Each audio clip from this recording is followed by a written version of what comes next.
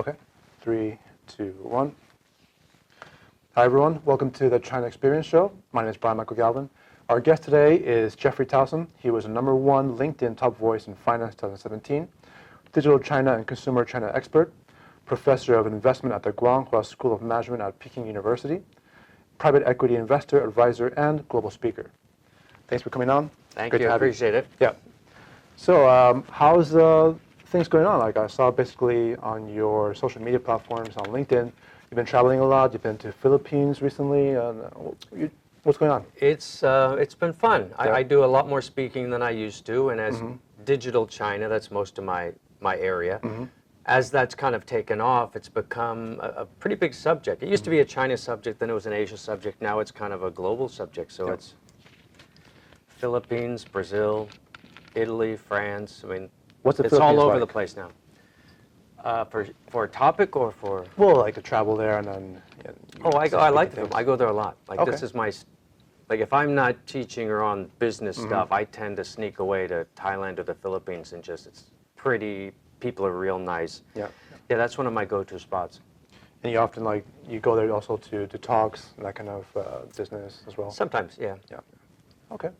And I saw you last year. You used to be focused mostly on putting written articles on LinkedIn and talking about certain topics based on investment, consumerism, digitalization.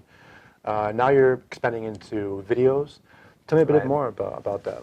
Right. I mean, I'm a writer. That's what I like to do. That's how I think. It's if I can't think it, if I can't write it, I don't know it. Right. That's my process for figuring stuff out. I spend a lot of time, and those would go into books or articles, which I've been doing a lot. Usually about one a week. Okay. So several hundred over the last couple of years. And now as things have shifted media-wise, and the book industry's been turned upside down, the publishing world's been turned upside down. A lot of this is getting shifted now. So there's a lot more podcasts, there's a lot more videos, there's a lot more sort of speaking at conferences, maybe doing online interviews on Skype or something. So, the media is changing and it's evolving, but the content is the same. So a lot of video in the last year. Probably 60 or 70 videos up in the last couple of months. Probably 5 months. Well, I'm not really sure that the content is the same. Like we were talking about earlier before the show. Conventional media, especially like what we're doing now, like interviews, they used to be focused on, very cut and dried Q&A questions, very short, maybe looking for sound bites that you can then publish onto the 24-hour news system. But nowadays, I think most online consumers, right, they're trying to find sort of genuine or sincere content, right, that even if it spans about 1 hour, 2 hours, even 3 hours, like certain podcasts, they're fine with consuming it because they're there for a different type of content. Yeah, I mean, I think it follows from the type of content. I mean, I do strategy. That's my area, digital strategy. Okay, there's a certain depth of detail there that's not going to come across in an interview. It's not going to come across on a 4-minute appearance on a broadcast TV network. It's going to come across in a book. I mean, you really got to write several hundred pages to lay out, look, this is how you think about this, or how I think about this. Now, from then, you can break it up into smaller articles. I mean, a typical article online might be 800 words. My articles are generally 3,000. And that's a contrast because I'm doing strategy, whereas opposed to a typical maybe journalist article on what happened is 800 words, something like that. Around that. So I'm going a little bit more of an academic approach. So that can go into articles, it can go into books, it can go into that. How you translate that, it goes easily into podcasts. That's a very natural media for talking at length about something. It goes into lectures. So you can videotape an entire lecture I might give at a school. Outside of that, it's kind of unclear. I mean, people are trying different stuff, 3-minute videos, 10-minute videos, the Joe Rogan 3-hour videos. I'm not sure anyone's figured it out entirely for business content. But it's fun, and we'll see where it ends up. I don't quite know. Yeah, I think one of the options that's emerging, that's growing as a trend is maybe audiobooks. Yeah, so people can. They're very popular. They really do get a huge number of hits. Yeah, yeah. Surprising, yeah. I think it's like, for me personally, I like listening to podcasts and audiobooks mostly because I don't have so much time to focus on reading. Like, reading is like a task where you have to really concentrate and devote your time to actually reading what's actually happening on the page. Right. Whereas audiobooks, I could be, I don't know, cooking dinner or cleaning the home or just anything like that where I don't have to actively engage in what I'm listening to. I can still absorb the content, right? So maybe that could be a future going forward for you or business. Yeah, I mean, the nature of what I do a lot on the teaching side is, 1 hour lectures, 2 hour lectures. So those are, I've already got it's already talking an hour in length. So whether you videotape it or record it, it's already there. It's already there. So I'm already writing sort of long form. Okay. The irony here is long form journalism seems to be struggling because the revenue models aren't the same as they used to be, and everyone's going for these shorter bits. Not everyone, a lot of attention on that. Academics, business strategists, to some degree, I think we're filling that gap a little bit. We're coming in with, here's 3,000 words I spent the last 2 months working on, looking at this scenario. It's very hard to do that in many content formats, sort of print journalism, digital media journalism. That's a huge amount of time for one article. Yeah, but academics, we can do that. Yeah, yeah. So. Yeah, so I think for journalism, the industry especially, it's still in turmoil, but there's some innovations happening, maybe in terms of like conventional journalism, the investigative journalism articles, that kind of stuff has died out compared to what it used to be a couple of decades ago. But maybe going forward, I still think that there's a future for that kind of content. Just depends on how it gains revenue, right? Like how people get to pay for it, that kind of stuff. But maybe considering certain technologies like blockchain or kind of Bitcoin-based, cryptocurrency-based sector, it could have a future going on. So I'll try to work in on that and see where it goes. I think the journalists have like overthought the whole question. Like, you're trying to put highly skilled, which means usually fairly expensive people, creating content. So you have a big cost structure and you don't have a good revenue stream. You just don't. You can sell newspapers, you can put ads in newspapers. None of those are going to cover this big cost structure. So what do? Well, you do the same thing academics do, because academics, we have the same problem. You have to hire people that are relatively highly trained who can command fairly significant incomes in the private sector and get them to teach, which is a low revenue activity. Same problem. So what do? Well, you have a foundation. That was the solution. Like, universities don't work without a foundation. There's no way you get all these people at relatively significant salaries to live off tuition dollars. So all the universities, the Harvards, they all have big foundations. That was the solution. You mean foundations as in like you get third parties to give funds Donate money. invest? You have a nonprofit, you have a foundation, an endowment, and that funds the endeavor. But universities, we don't try and live off our tuition dollars. It wouldn't even come close. Yeah. So yeah, I don't know. I think you're overthinking the whole thing. Well, I'm not really sure about that because you have a problem already occurring in universities in the West where depending on where the source of the money comes from, it does kind of influence the teaching at the universities, right?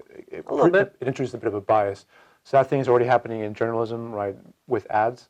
But I could see maybe where it could work with a crowdfunding, for example, like you have a pool of funds provided by crowds, and maybe that could Possible. give I don't think a more pure revenue stream, I think if you solve 80% of the problem, the small stuff's easier. Like if let's say you have a great publication and they get a significant endowment and they can hire 300 very highly trained journalists to really just do what they do best.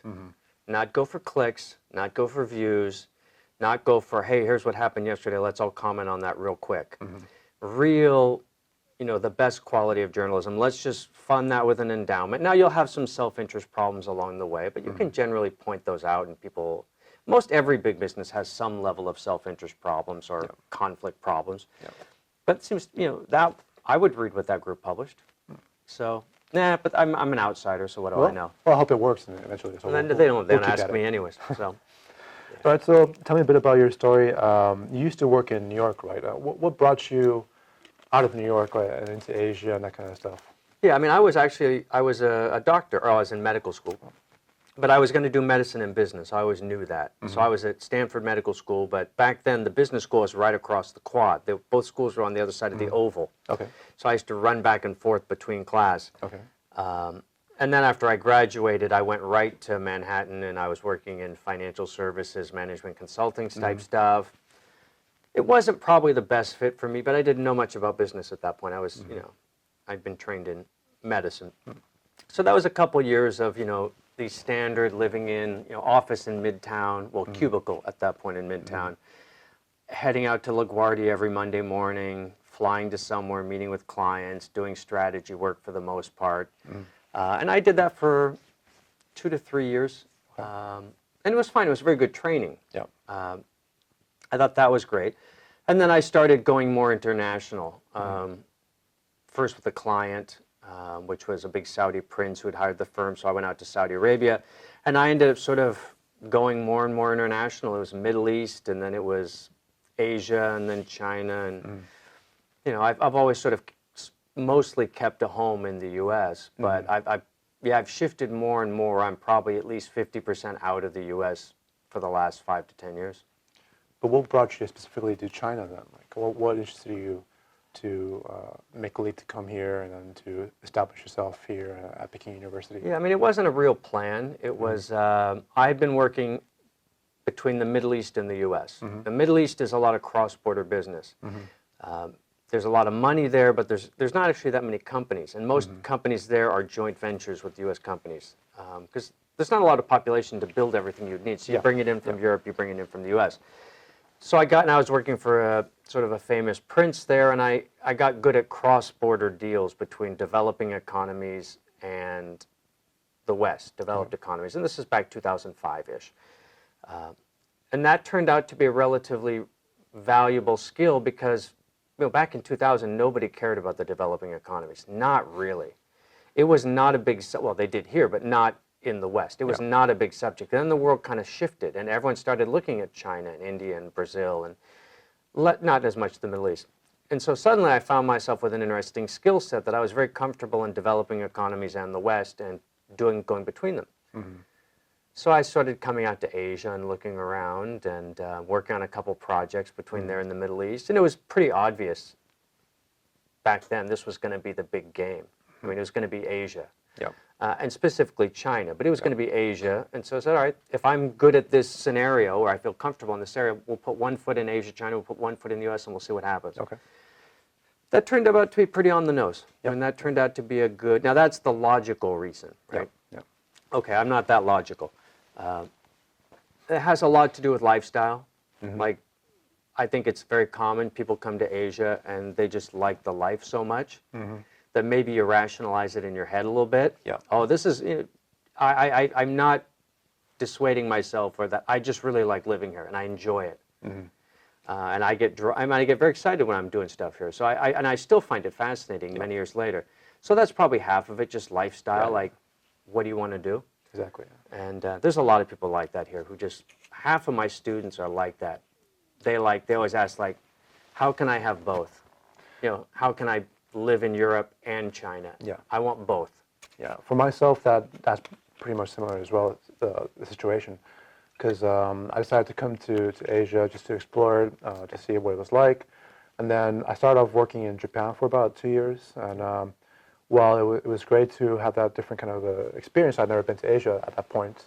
That was my first time there in Asia. I felt that it was too similar to maybe Western countries to my liking, right? So I wanted to experience how it was like in China, and in a lot of ways, I think I prefer to stay in China at the moment. So it's great for the experience, and not only that, but also economically speaking, right? There's so much potential lurking that's just waiting to be tapped into, right? That this kind of thing where, like you yourself did, where if you can settle down and maybe make roots here, who knows what that'll take you maybe the next 5, 10, 20 years, right? Now, I remember, like, I've been doing this maybe 10 years. Middle East, I was doing stuff in Lebanon, Jordan, Dubai, Bahrain, Saudi, and then out to Asia, and suddenly I'm in Shanghai and Beijing and Hong Kong and all these places in Thailand. And 10 years go by, and I still often kept my home in New York. And I went back to my old office and the people I used to work with in Midtown, and they were sitting in the same floor that I had been in a decade before at the cubicle right down. Well, now they had offices. And I just sort of think back, I'm like, have you been here the whole time? This feels like a life ago. Like, and you've been in the same building, and I can't imagine that anymore. No, it's also, I've always had that. I've had that. I think there's a certain group of people that are just like that. They have sort of a wanderlust. Yeah, itchy feet. And it's just thrilling. Yeah. And you can see it immediately. Someone arrives in China or in Thailand, and they just light up. They love it. And other people, like my brother, you know, he's a dentist in California. He doesn't travel very much. And it's never been his thing. But other people, it's just their thing. Yeah, it's a funny, you can see it in a lot of people all the time. I definitely had it in them. I'm just... It's kind of like a spirit of adventure, or kind of linked to entrepreneurial. Would you say that's linked to entrepreneurialism, like that kind of willingness to take risks, that openness to new ideas? Do you think that? I don't know. I think it's probably a separate subject. Okay. Like, yeah, for me, it's just like there's a great Anthony Bourdain quote, which I really thought was cool. When he went to Thailand, he would say, like, you know, his quote was that, like, it feels like there's more colors to life here. Like, everything's brighter. Yeah. And it's greener because it's jungle, and it's bluer because it's water, and it's hotter because it's tropical. Yeah. And the people are nicer, and the food is spicier, and you sweat vibrant. More, but the beer is cold. Everything is just more. Yeah. And then when I go back to, say, I used to work a bit in St. Louis, everything feels, or I was in Omaha a couple months ago, and everything's just so quiet. So I think it's a lot of that. I'm not sure that's the same as the entrepreneurial aspect. That maybe is a different thing. Okay. But, yeah.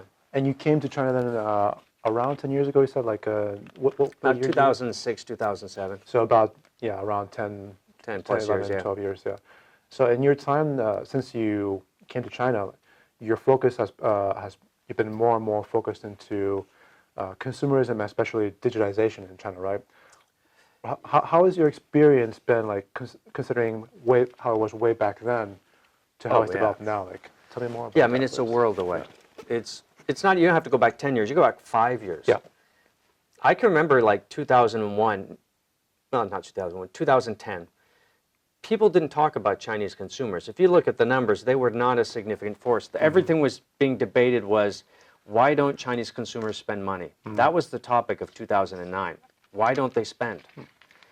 Because GDP growth is going up, investment's been going up for decades, but the consumer spending never took off. And then it starts. Yeah. And suddenly it's like, okay, Macau is now the biggest gaming market in the world, 3 times Vegas in 5 years. Now China's the biggest car market. Now it's the biggest smartphone market. Now it's, in just every couple months, that once this group ramped up, you know, it was industry after industry. And now Hollywood cares about China deeply. Wasn't even mentioned back then. Auto industries, pharmaceutical companies, soybean makers in Brazil, and farmers, I guess, and, you know, the American Midwest, avocado growers in Mexico. What do you ask them? We're thinking about China. I mean, the consumer thing has just swept the world, and it's, I mean, we're just at the beginning. Yeah.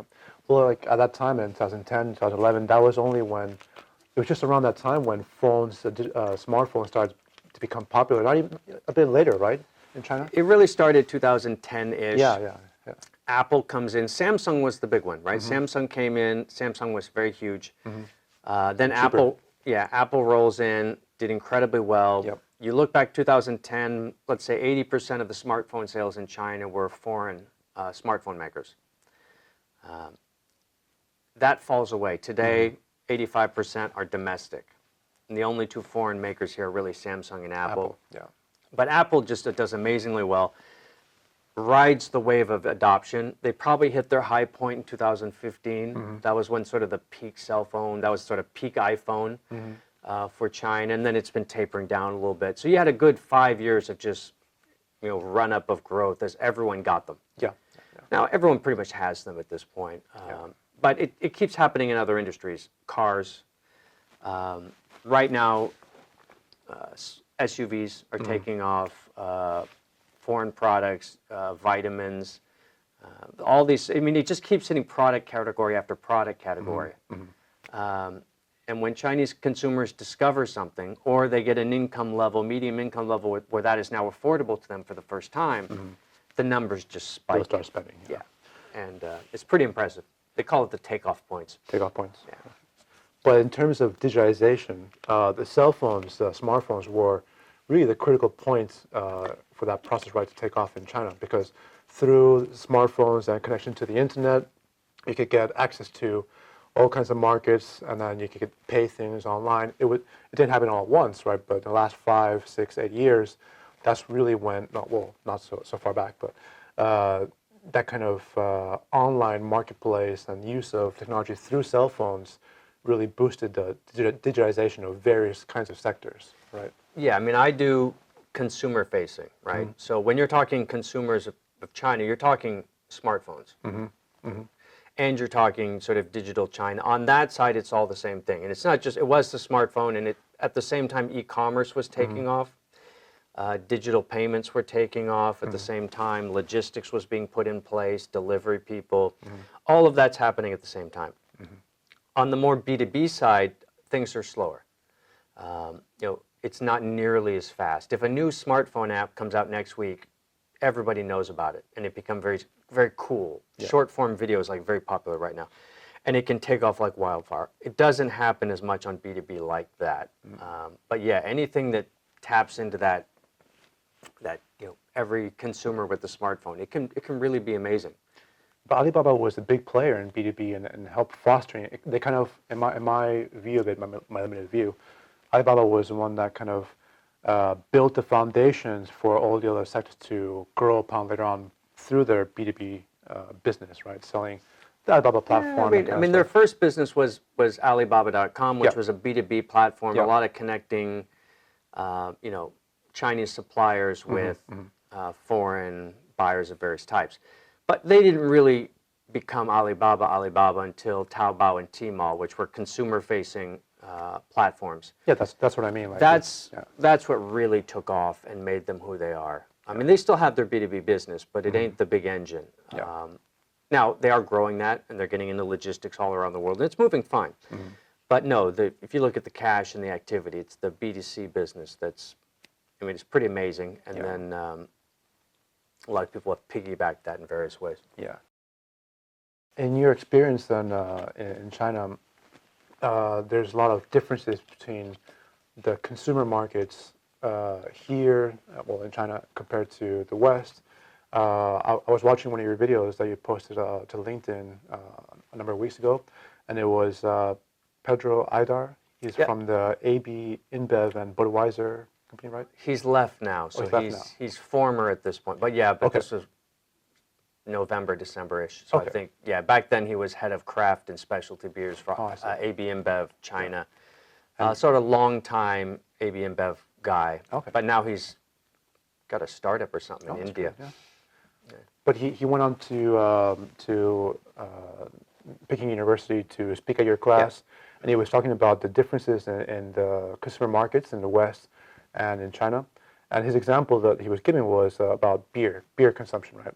Right. And if I got it right, I'm not sure I remember correctly, but he was saying that the way beer is consumed in China is a lot different from the way it is in the U.S., for example, where in the U.S., maybe you and I, being Americans, we prefer to have a beer while at home, on the couch, reclining, watching a game on TV.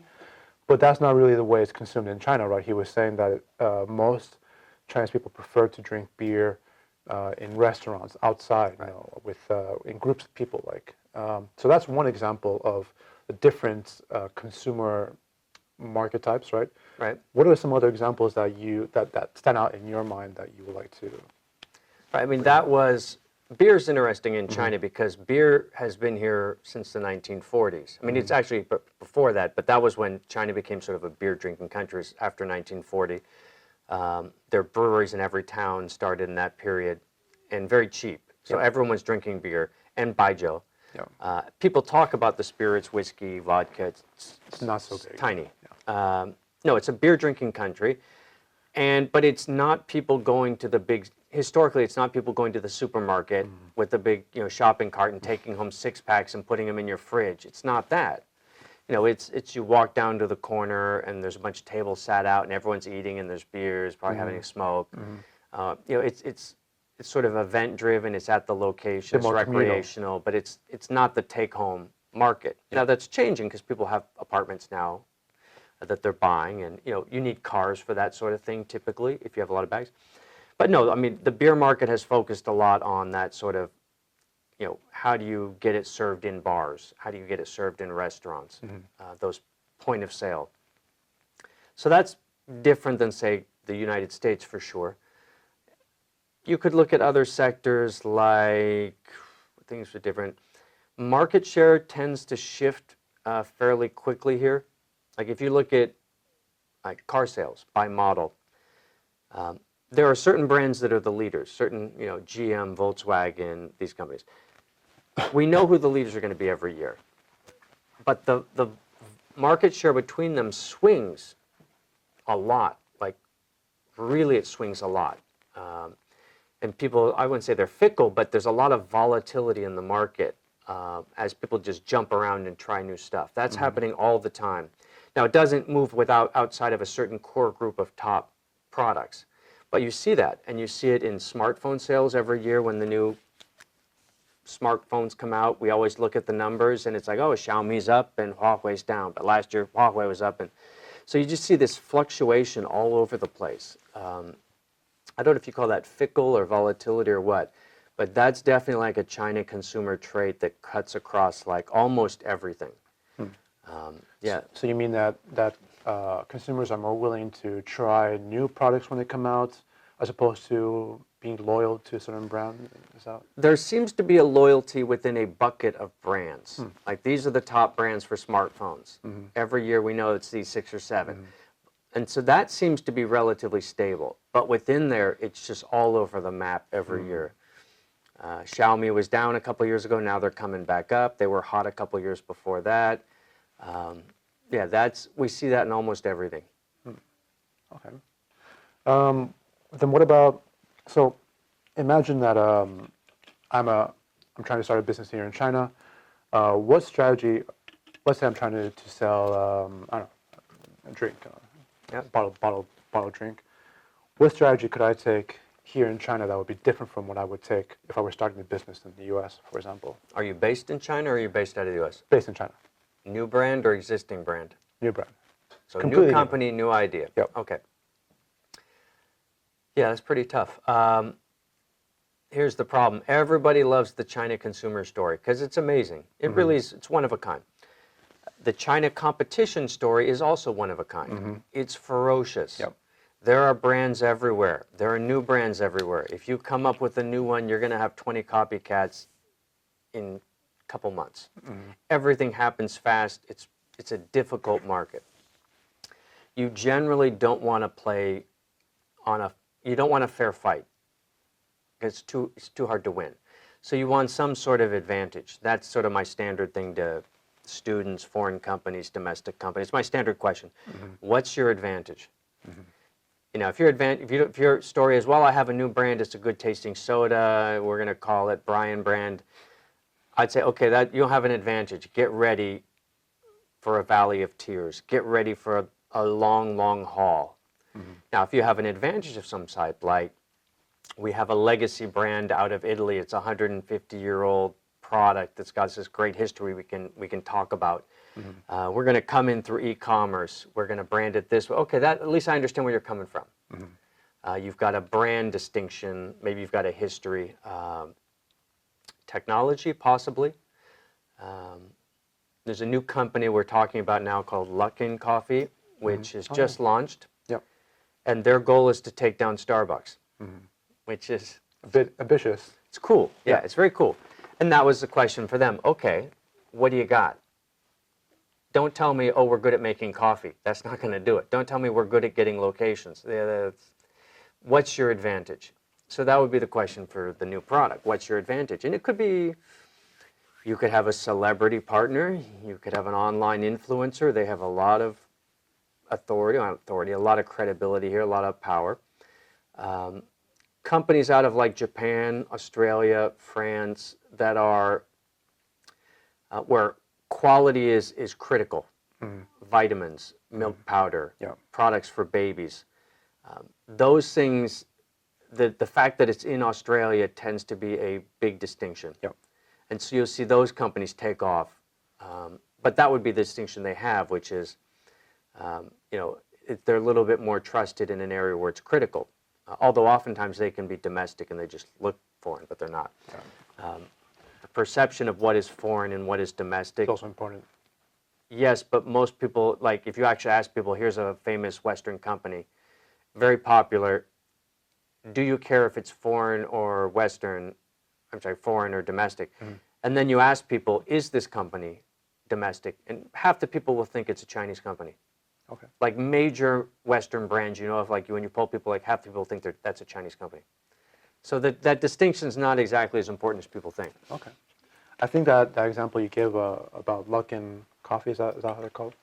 I think what they're doing is they're going through like a big bang approach, right? They're trying to publicize as much as possible this new brand, and they're spending a lot of money putting ads everywhere and buying advertisement spaces.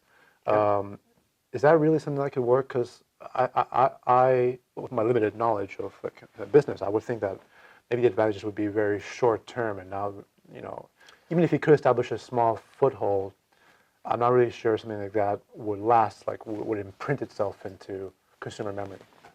I mean, the question I'm looking at, this company was launched, I think, November 2017. They probably soft opened in January, February. They've opened 525 stores in 6 months. That's amazing. They are publicly going after Starbucks. They're suing them in court. Suing them? Yeah. And it's run by the former COO of UCAR. So these are basically internet entrepreneurs. Okay. And they just did a funding round that it basically puts them at a plus $1 billion valuation already. So now you could say, is their strategy going to work or not, is one question, but they are executing like crazy. It's impressive. And people know about them, like a lot of people know about them. So the first question is, can they beat Starbucks? I think that's a pretty cool question to think about. The other question is, look, do they really even have to? It's a huge market. The per capita coffee drinking per year is like 3 cups of coffee. In Europe, it's like 700. In the US, it's like 400. Like, the market's going to be massive. Maybe you don't even need to beat Starbucks. You just need to get 2,000 or 3,000 stores open with a well-known name, and there's room for everybody to win. That's probably true. Yeah. So, maybe all the fighting is just a good way. You want to know how to get a lot of attention as a company? Yeah. Pick a fight. Exactly. It totally works. Yeah. So the other question of could they take 20% from that, Starbucks? That's what I'm sort of working on a lot. Maybe. I think maybe they have a solid strategy, but I'm not sure they even have to. Yeah, as long as they get the attention necessary from taking the challenge in the first place, that's all that matters. That could itself become something that gets imprinted into the memories. Coffee shops are not a natural oligopoly or monopoly business. You can have 10 of them, doesn't? Yeah. So, but it's going to be fun to watch. I've been predicting this for 2 years. I've been writing articles about when is Starbucks going to get a real competitor in China, because they haven't had one. But they have Western competitors in China, pretty like small. Costa Coffee, for example. Small, they have Costa, but it's very unusual. If you look at Uber versus Didi, you look at Nike versus Li Ning, Disney versus Wanda, Google versus Baidu. The story is you come to China as a foreign company, you go after consumers, and then get ready for the fight of your life, because companies are very good. Starbucks has kind of just cruised along the outside. They keep opening stores, and I keep asking, where's the major competitor that's going to give them a real run? And I think finally, I've been asking this for 2 years. Why doesn't Starbucks have a major competitor? But isn't that maybe because the other industries you mentioned, like Disney, Apple, and so on, they're focused more on technology-based products, which run into certain limitations, having to come into China to work in China, like joint ventureships and so on. Whereas Starbucks, maybe it has to also undergo that process, but its product in the end is basically just coffee, right? Sugared coffee. So there's not much difficulty or let's say obstacles that they would have to go through dealing with the government to grow in China as opposed to other companies. That's why they didn't have so much competition, or they were growing so well in China. I think it was just a blind spot. It would be one thing if it wasn't an attractive business, but they've opened 3,300 stores. I think they got here in 1999. They're opening 500 stores a year now. They're openly talking that China is one of, if not the most profitable stores they have, which is breaking the #1 rule of China. If you're making a lot of money, keep it quiet, because you will attract people. People will see that and say, I could do that.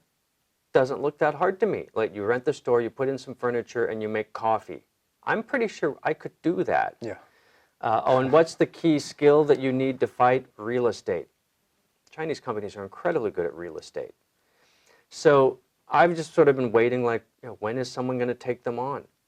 And it looks like blazing out of, the tech industry, we see a company coming up. This is one of the fastest launches I've ever seen. 525 stores in 6 months. That's double what Starbucks will do. They're planning, I guess, to do 500 this year. KFC and Pizza Hut, which is the largest franchise here, they open about 700 stores per year. Luckin is on track to open 1,000 in year 1. But it's not like, part of the reason, like, I have some Chinese friends, and they love to go to Starbucks. And one of the main reasons why is because they love to, order their nice looking drink and then take a selfie and then put it to their WeChat moments or their social media platform. Maybe one of the big drives I would say about Starbucks is that they are appealing to consumers in that this is, first of all, kind of a high, not a luxury brand, but a high market kind of brand. Well, it's a luxury brand here. Yeah? Oh, yeah. I mean, it's 35 renminbi per coffee, same as in New York. Okay. But the GDP per capita here is just a fraction of it. No, they're an affordable luxury item here. But that's what I mean. Like, people love to show that they're having this kind of lifestyle. They're partaking in this kind of lifestyle. It's an experience thing. Right, experience. It's sit down with your friends, have a cup of coffee in a nice place. It's an indulgence. But that comes as a result of Starbucks' renowned reputation, kind of, you would say, abroad before coming in. So everyone knows about it already. Oh, wow, this is a foreign company. It's really big outside. Here I am taking part of it. But Luckin, maybe it can try to imitate that, but what is lacking, crucial thing is lacking maybe, is that reputation, right? That as a luxury brand, like, if I posted online, wow, I'm drinking a Luckin coffee, maybe it wouldn't get as much attention as Right. Well, Starbucks. I mean, if that's the model, then it's Apple versus Xiaomi all over again, which is Starbucks is the luxury brand. They have the nicest locations. The stores here are beautiful. 35 RMB per coffee, and the process is not so much about the product, but it's go and sit down with your friends and have a cup of coffee. It's an experience. Okay, that's the iPhone. High-end, luxury, high price point. Xiaomi comes in, offers more or less the same product at a lower price point, a couple $100 less, and in doing so, they open up an entire second tier of the market. They're not necessarily pulling iPhone people, although they're probably pulling, but they're opening it up to everyone else. Yep. And then they're also cool. Okay. They were very good at marketing. They were hip, and they still are. Then this is the same idea. There's the Starbucks luxury. It's affordable to certain people. Luckin comes in, takes it down a level. Their coffees are 25 renminbi. But they also have nice spaces. They're not on the main street. They're not in the best location of the mall. They're half a block away where the real estate's cheaper. Yeah. But they're cool. Yeah.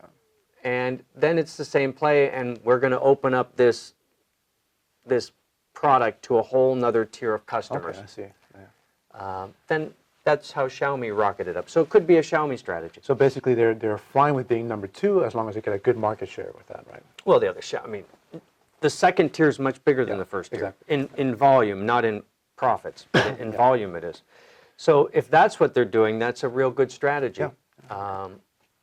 And it's betting on the fact that, look, we think a lot more people are going to drink a lot more coffee 5 years from now. Yep. Which is true. It's true. Okay, well, let me read you a bit from an article from Reuters that came out last week. It's talking about consumption rate in China. It says here, retail sales grew 8.5% in May, the slowest since June 2003, according to Reuters calculations. Analysts had expected a slight pickup to 9.6%. The slowdown was due to seasonal factors and consumers delaying purchases. Mao Shen-yong, a spokesman at the National Bureau of Statistics, told Reuters. Mao said that the economy will maintain relatively sound momentum in the second half and was confident that it would grow around 6.5% for the full year, in line with the government's target and Reuters polls. But, Reuters says, the writing on the wall is for slower activity in coming months after data early this week showed that overall credit growth has cooled. So private sector investment, which accounts for 60% of overall investment in China, also cooled. So what do you think about this report, the news coming out of China, and how does that reflect your idea of So the consumerism? idea is they're saying it's slowing this quarter? Is that the basic take? Well, it's slow for last month, so for May. Yeah, I mean, first of all, you have to take global numbers with a big dose of skepticism. We're talking about 1.4 billion people. Who knows? We can get directionally close on what's going on, but are we going to get to 6.5 versus 6.7 level of accuracy? No. So that would be one. But if you look at the numbers over time, okay, they're all pointing in one direction. Everything's going up. Retail sales are going up. E-commerce is going up, either on its own or is shifting from traditional retail online. So that's all going up because across the board, Chinese household incomes are going up. So that's all good. I mean, that's the number you would look at. You would look at urban Chinese households. That's the unit of spending that matters. Outside of urban centers, rural, that's not changing very much. It's urban and it's at the household level. All the big spending, the groceries, the house, the education, the healthcare, happens at the family level. So you want to look at the income to that level versus basic needs versus disposable income. That's all going up. So that's all good. If you go back, say, 5 years, and you look at all private consumption on the planet, the growth in that private consumption, where did it come from? 25% of it came from China. Right. Probably 25% from the US, 25% from China. So the core engine keeps going up. It's going to go up 3 years from now, 5 years from now. So this is just going up. Now, on top of that, you're going to see some other stuff. The use of credit could spike the numbers. Stock market booms, real estate booms give the perception of having more money. You look at your stock portfolio, you say, oh, look at all this money I have. You spend more freely. So there's other factors that can, move this up and down, but the baseline, that's going up. So I wouldn't pay too much attention to month stuff. We're going to have some down years. We're going to have some down quarters. If you look at the history, it's not like this, it's like this.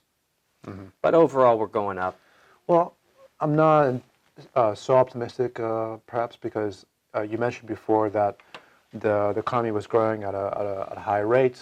I didn't say the economy was growing. I said incomes are going up and spending are going up. Okay. Well, long term. Okay. But it could go up and down. We could have a dip and people could pull back their spending. We could have down quarters. We could have down years. U.S. had the financial crisis. Can happen. But, the trend is people are getting wealthier, and they're very confident they're getting wealthier. Chinese consumers are about the most confident consumers on the planet. They believe they're going to make more in their lifetime 5 years from now than today, and 10 years from today. So confidence enables spending. It also enables credit, which is a problem. So all of those things are good. But it could be a pretty volatile path along the way. So are you worried then about the existence of a credit bubble then, especially as debt levels grow in the country? Credit's a thing. I mean, there's certain things you should worry about. Like, I don't worry about too many things at the macro level. If consumers are working hard and spending, then everything's going to be fine. I don't pay attention to interest rates. I don't pay attention to any of that stuff. Okay, the one at the macro level that worries me is credit. Because credit can wreck stuff pretty quick. Like in the U.S. Yeah, I mean, credit's dangerous. How much credit is really floating around? Now, we know that Chinese families have a lot of savings. Not as much as they used to have, but they still have, they're generally big savers. Credit is going up. That's pretty clear. A lot of it's mortgages, so that would be a different type. Do we really know how much people are borrowing? E-commerce numbers are going up, but there's a lot of microcredit within e-commerce now. Yep. It's not clear to me how much of that is going on. Yep. So there are some areas where I'm sure certain people know, I don't know. Yeah, you want to keep an eye on credit just to make sure it doesn't get out of whack. Yep. Private lending. Yep.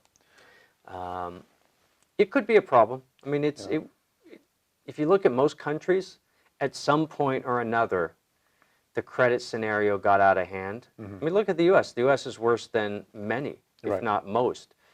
You know, look at how much people spend relative to their income. You know, Americans are credit users. I would say that's a worse scenario. So yeah, I do worry about the credit thing a bit. Well, another thing is that the government has taken note of this growing problem, and they've introduced policies to try to curb credit lending, especially to state-owned enterprises and other things. But they've also tried to tackle consumer credit and like peer-to-peer credit kind of stuff. Yeah, I mean, they have dialed that back because that looked like it was kind of going gangbusters for a while, all this P2P lending. They shut down a lot of that. But once you start like curbing those kind of credit, let's say, avenues to consumers, wouldn't that also like stymie their ability to want to spend or splurge on things? Because the government overall wants their population, their consumers, to keep growing, so that consumption becomes a main pillar and replaces, you know, maybe other forms of industries like, you know, construction and that kind of stuff. Like, wouldn't curbs on credits then put a bit of a wrench on that? I would distinguish between spending and investment. You know, if you borrow money to buy a house, that's investment. You're building an asset, assuming it goes up in value and other things.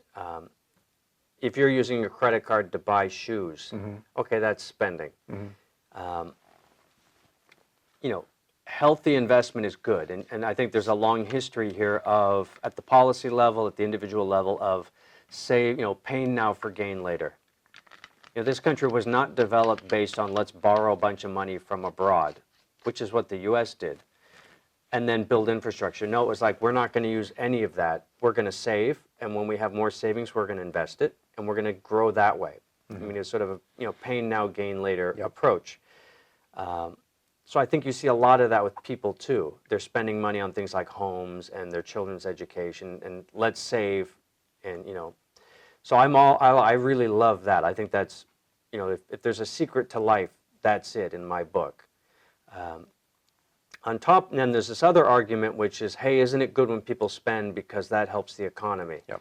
So therefore, if we give people credit, isn't that good?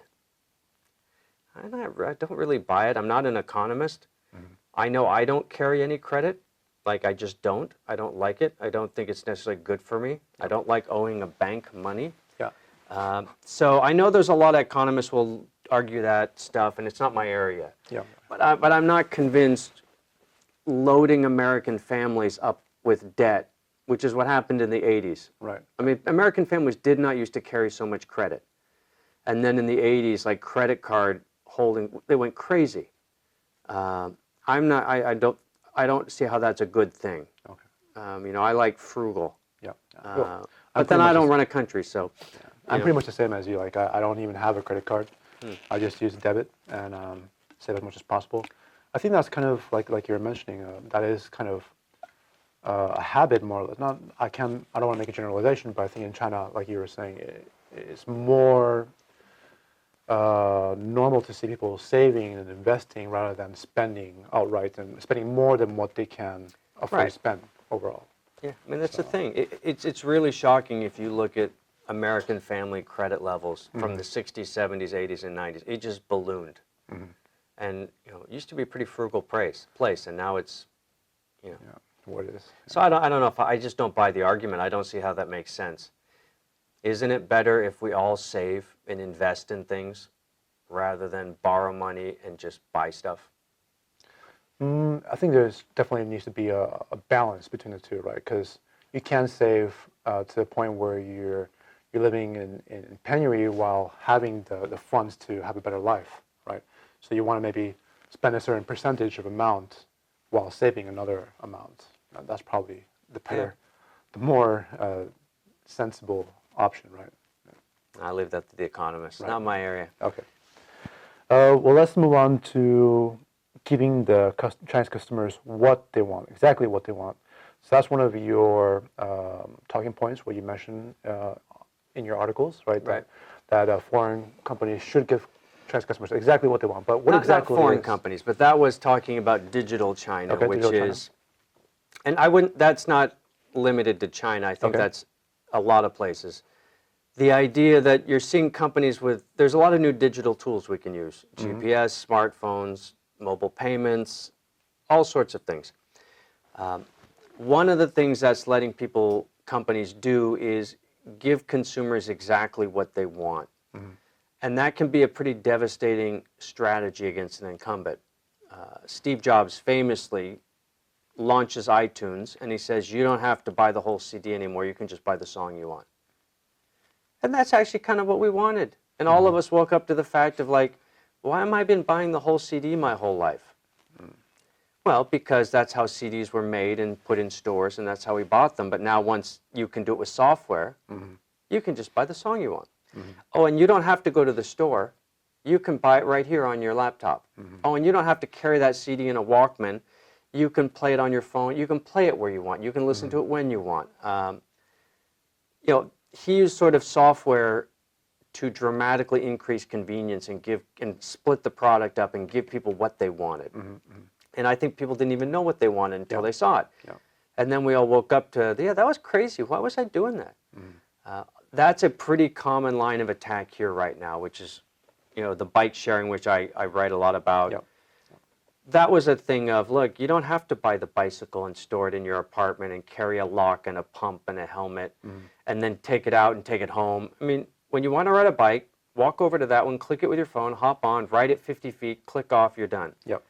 You know, Yep. so you can sort of break things up into pieces. Right. You can let people use it as they want. You can use it where they want. You don't have to go to the store anymore. You want to buy something, buy it on your phone. It'll come directly to you. And you just wait and someone will ride up to your house and give it to you. But the difference in, well, the idea, I think, behind what you're saying about giving people exactly what they want is based on innovation, right? So in order to give people exactly what they want, you need to kind of break through the conventional system, like the example you gave about Steve Jobs, right? It was normal. Everyone was used to buying CDs and getting the Walkman and that kind of stuff. You know, I used to have one of those.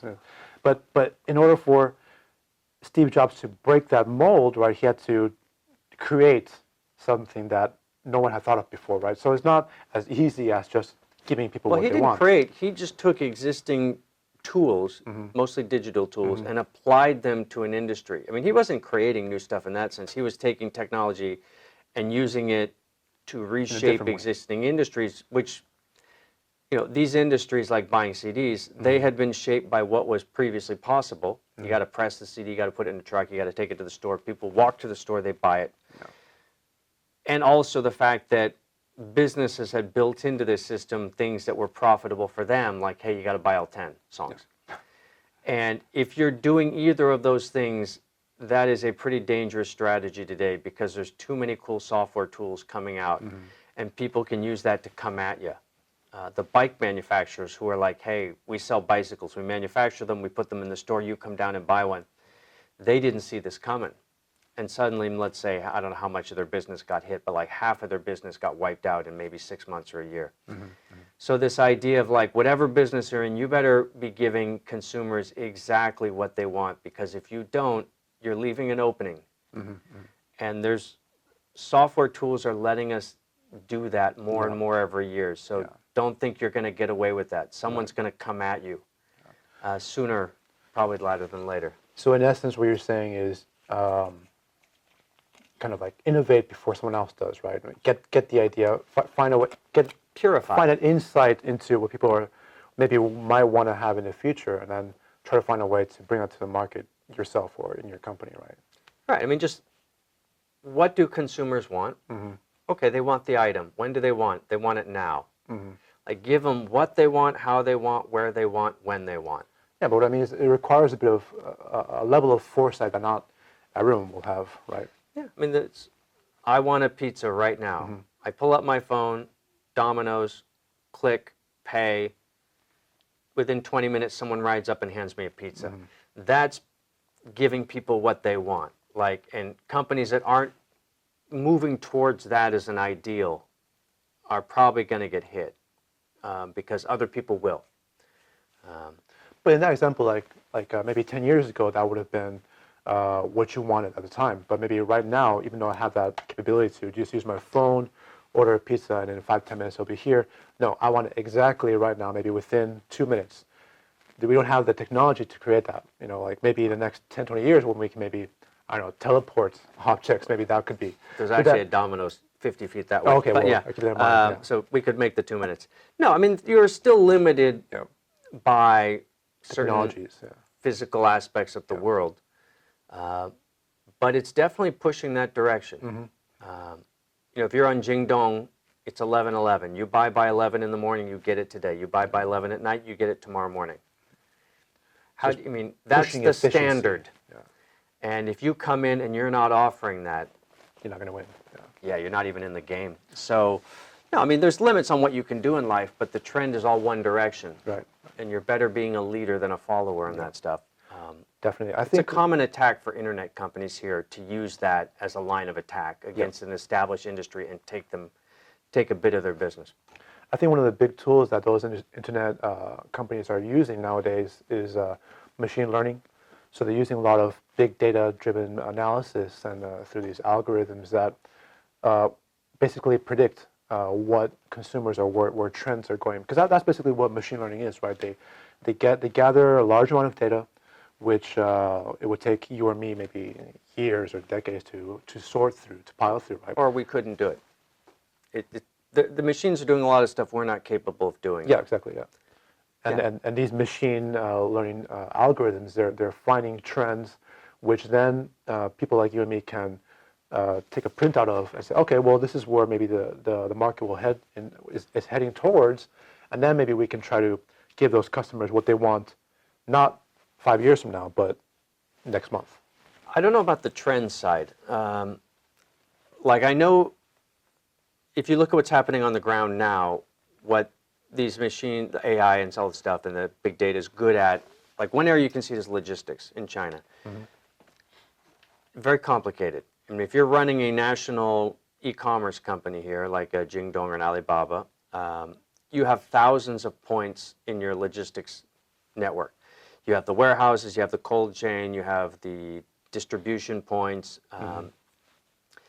So how every morning you get up and it's 10 a.m., where do we put our stock? Where do we put our inventory in this vast sea, such based on the orders that are going to be coming in the next 12 hours? All our goods are positioned in the optimal place to deliver what is going to be needed 12 hours from now. Now, human beings can't figure that out, but big data can.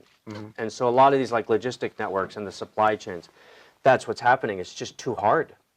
How many candy bars do we need in Beijing distribution point 57 today? Well, you have to understand the whole network.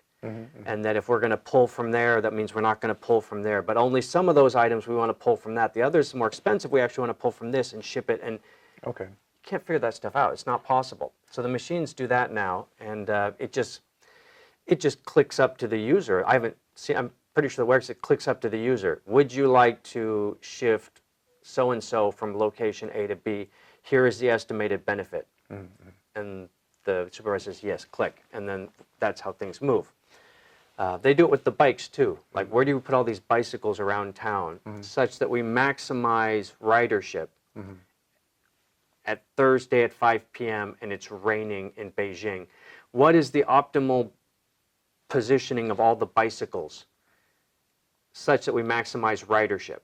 Well, I think that's one application of how it's being used, but what I'm referring to is more in the direction of like recommendations, right? So let's take Alibaba for example, right? Or Taobao, that subsidiary of theirs, that's B2C. Maybe, or Jingdong, maybe rather than suggesting what products you will like based on what you bought before, maybe they'll take a big data analysis of all the history of what you've bought, and then what people who are in a similar age group as you, who are interested in the same kind of products and all kinds of things, right? The country, the region they're buying it from, right? Not just that, maybe outside trends, third-party analysis, like maybe the weather or what's going on in the city at certain points in time, right? They'll use all that data to maybe not necessarily predict, but to preempt what you would want before you even know you want it, for example, right? It's like maybe they're very good at this. Maybe you're gonna be hungry, and rather than waiting until you want to order something, maybe someone will a service will come up to you and say, or maybe an application, a pop-up will say, "Hey, it's likely that you're hungry. Do you want me to order this for you?" Right? And rather than wait for you to actually do it, it could just do it automatically. Yeah, I mean, that's what's just happening. Yeah. When you walk out of here at 4 p.m., you will see bicycles right by the door. But that's not because someone placed it there. It's because it's not the company who places it there. It's because the riders. No, they move them around. They know the bikes need to be there such that when you walk out, you may not be thinking, I need a bicycle, and then you look and go, oh, bicycle. Uh-huh. Yeah, they're placing it against anticipated demand. So that's based on hubs of activity, right? Like on near to metro stations, subway stations, that kind of stuff. Depends, it changes. Now, that's not as dynamic because you actually physically move those or you get people to move them for you. Yep. Now, more dynamic is something like Jingdong. You go online. They know a lot about you. They know what you watch, probably. Alibaba definitely does, like if it's Youku. Yeah. You start looking at something, maybe you do a search.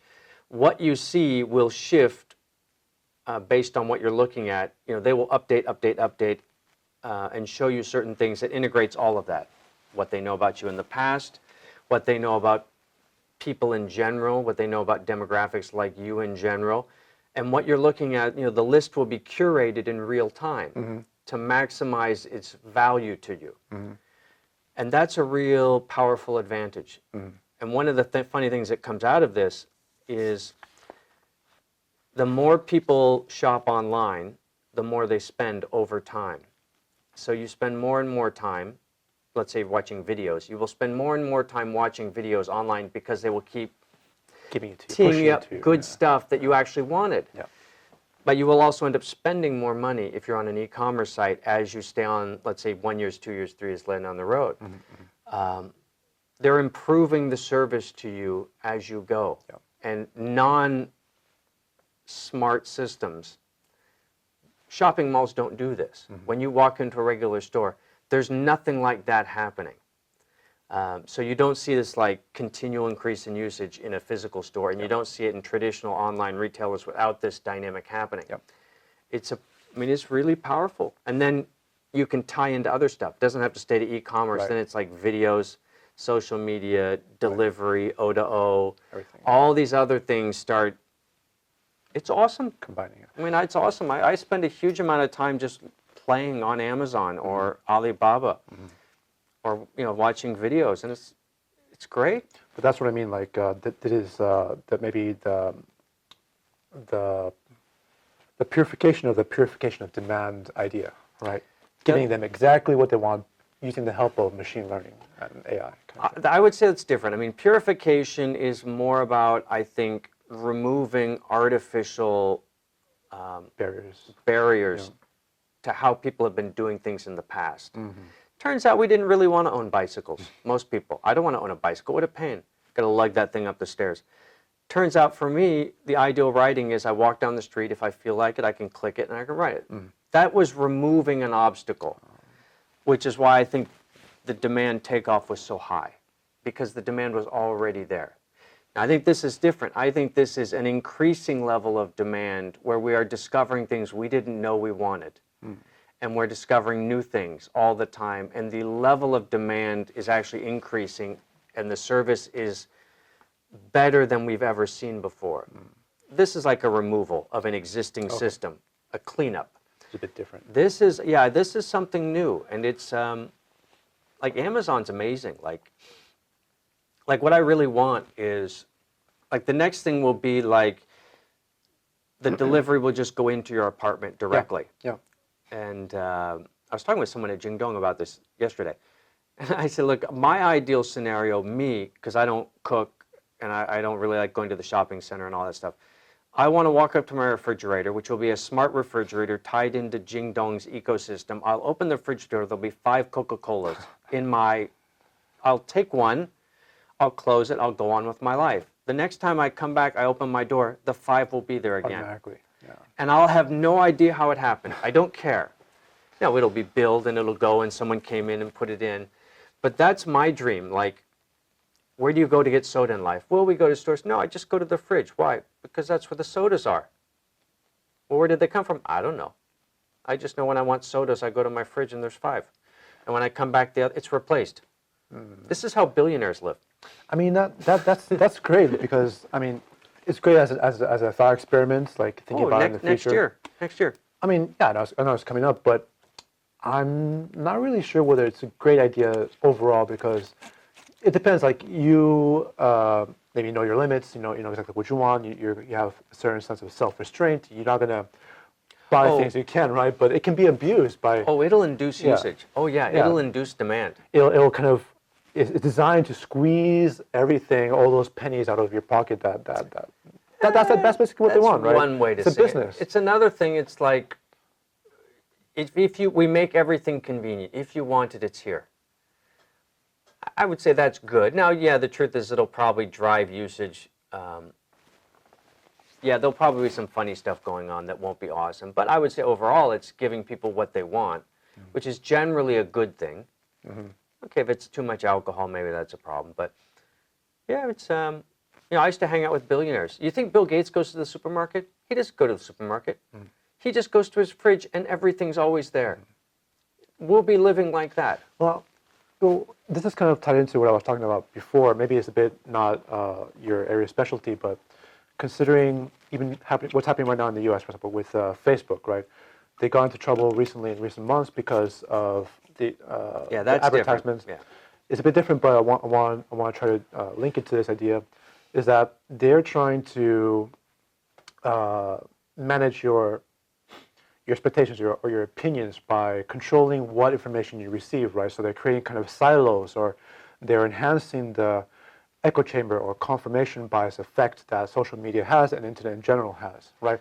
So in the future or next year, like you're saying already, where Amazon or Jingdong or any company, ABC, has this system in place where they predict or preempt what you want to have, wouldn't we run a similar risk where maybe they're kind of implanting or suggesting certain products or certain trends to you without you really realizing it? Yeah. Because of convenience, right? It takes away the thought, the necessity to think about what you really want because it's already provided, right?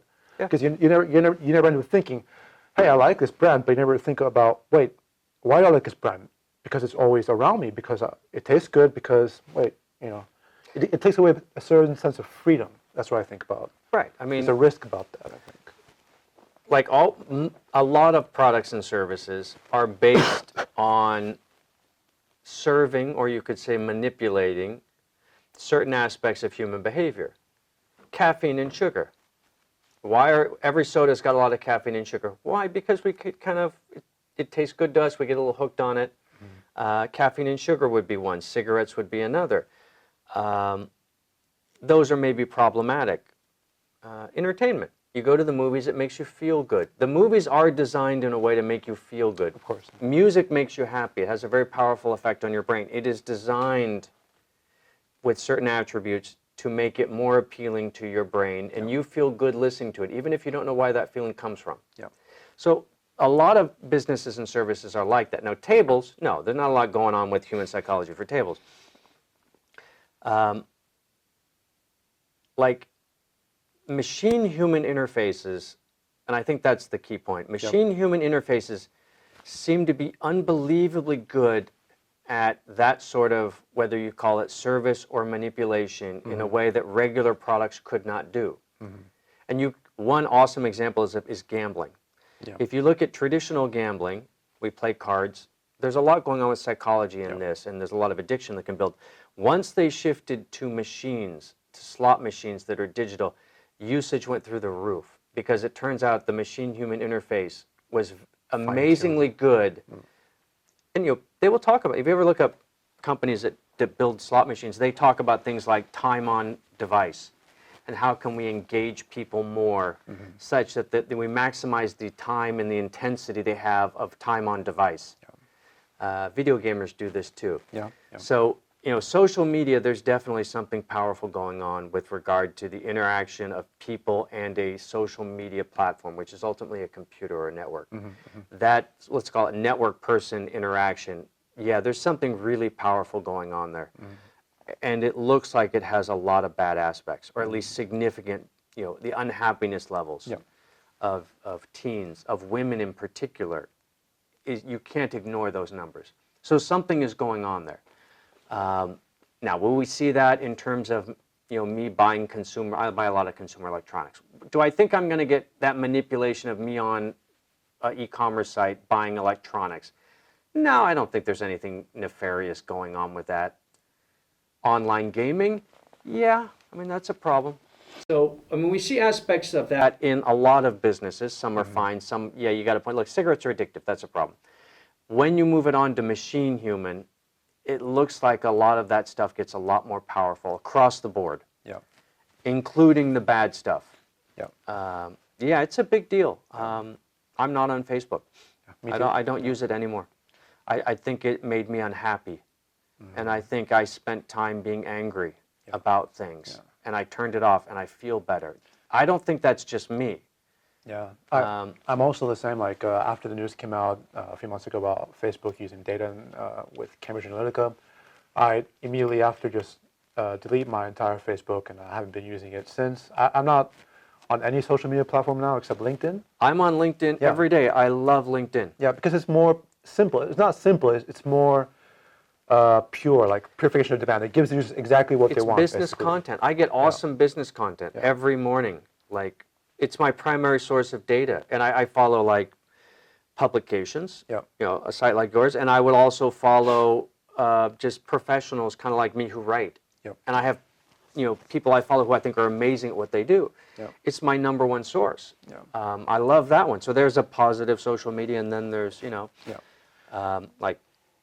Facebook is, I deleted, for me it wasn't the analytical thing, it was the censorship aspects, that they were, people were getting deleted based on what opinions they had. And I didn't, it was between those two, I was like, and then it was just like, I don't feel good about this. Like it makes, I find them angry. Why am I angry? I never used to be angry.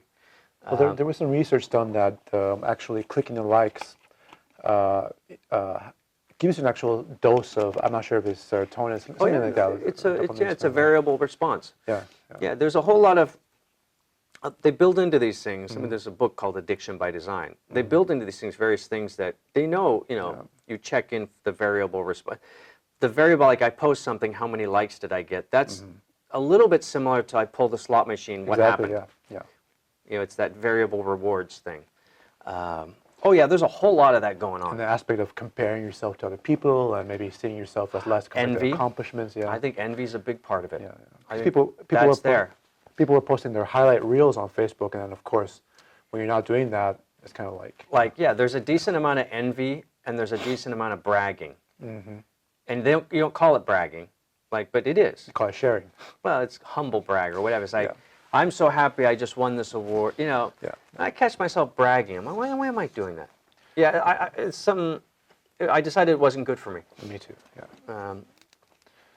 Well, hopefully. But I'm on WeChat and I'm on LinkedIn every hour of every day, and I love them. So they're not as controlling in those aspects. So I hope that at least LinkedIn is my favorite. That it continues being that way.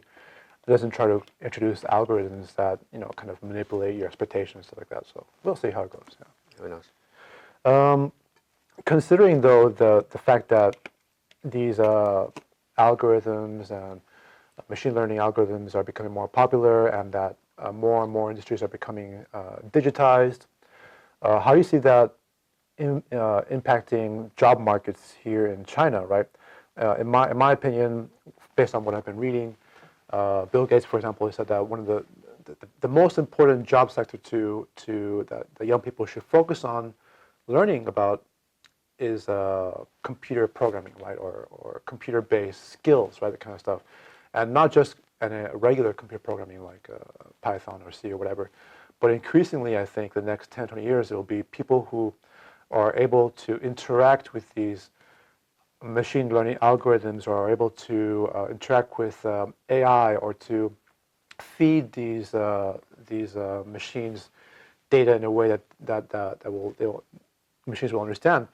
That will create what's being termed online as the knowledge job market, right? So more and more we'll need traditional jobs like, for example, McDonald's, right? We're seeing it's happening already, right? Here in China, it started off in China, I think, that McDonald's started replacing or introducing some kiosks, right? There's kind of like a big iPad or touchscreen interface where you can just order things and then use your phone to pay for it, and then you wouldn't even have to interact pretty much with the cashier or anyone at the people there working there, right? So slowly, these machines are going to be taking over these low-skilled jobs, moving over to medium-skilled jobs, and then you start to create the new kind of job market where you have to have these prerequisite amount of skills to even enter a certain job labor force. How do you think that will impact China, which is already starting to witness that? I mean, it's like, I come out of a medical background. You know, IBM Watson can read chest films and CTs as good or better than doctors. Mm-hmm. And it just runs all the time. So if you're a radiologist, you're in trouble. It's just the way it is. If you're a truck driver, you know, Elon Musk has his trucks that he can just send anywhere. Yep. Deliver this, and it goes to Boston on its own. You don't even tell it how to go. You just say, go there, and it figures out where to go. Truck drivers could be in trouble. But at the same time, I was at this Jingdong facility yesterday, and we were working with the delivery people. You can't automate that. You know, so when you see folks riding around with scooters here delivering stuff, that job is not impacted. So the idea, it's not going to hit low skill versus high skill versus whatever. Who knows who it's going to hit? But it doesn't look like anyone is going to be exempt. Doctors and lawyers are probably in trouble. Mm-hmm. Mm-hmm. And that used to be considered a safe profession. Where's it going to lead? I don't know. I wouldn't contradict Bill Gates. But the way I think about it is, you go back to 1900, the United States, I'm making this up, but it's directionally accurate, like 30% of the workforce, 40% of the workforce is in farming, in agriculture. Within 50 years, now it's 2%. Yeah. You go to 1950s, same numbers, 30 to 40% of the U.S. population is in industrial. Now that's all gone. Now it's like 5 or 10%. During all that period, unemployment never went up. It just didn't. All those jobs got wiped out. Machines do all the stuff now, farming, they do the factories. During those major transitions, the employment never went up. We never had, there's depression, that was a separate thing. We never had 20% unemployment when all this happened. Just people figured out new stuff to do. Mm-hmm. Okay, so let's say we're coming up to another great disruption. Yep. And it looks like the big one. Yep. Right? This looks like, don't assume you're not going to get hit. Professors, we could totally get disrupted. Mm-hmm. Journalists got hit. Truck drivers got hit. I have a family of dentists. Dentists are pretty immune. Very hard to replace dentistry. But let's assume pretty much anyone can get hit. Mm-hmm. So what do? Adapt. My approach is, don't have any credit. Be flexible. Mm-hmm. Be ready for the fact that you may have to change. Mm-hmm.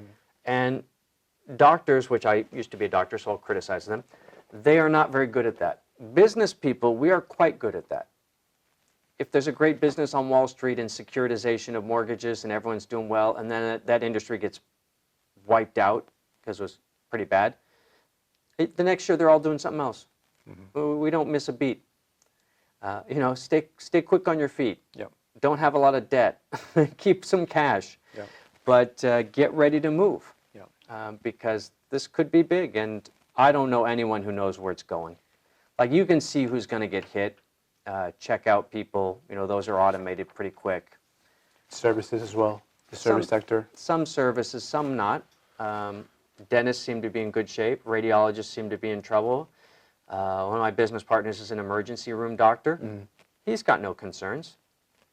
There's nothing you're going to do in the emergency room anytime soon. There was news that came out just recently, like I think it was yesterday or 2 days ago, about I'm not sure, I think it was IBM produced a computer AI machine that was able to take on 2 debaters, and it almost won. Like it used like what it was using was it had like a huge database of millions of peer-reviewed articles in science and so on, and newspaper articles, and it was using that as a way to as a foundation for its arguments against 2 human debaters, right? And they just barely kind of beat it. But we're getting there, right? So that what that tells me is that even people like in consulting jobs, right?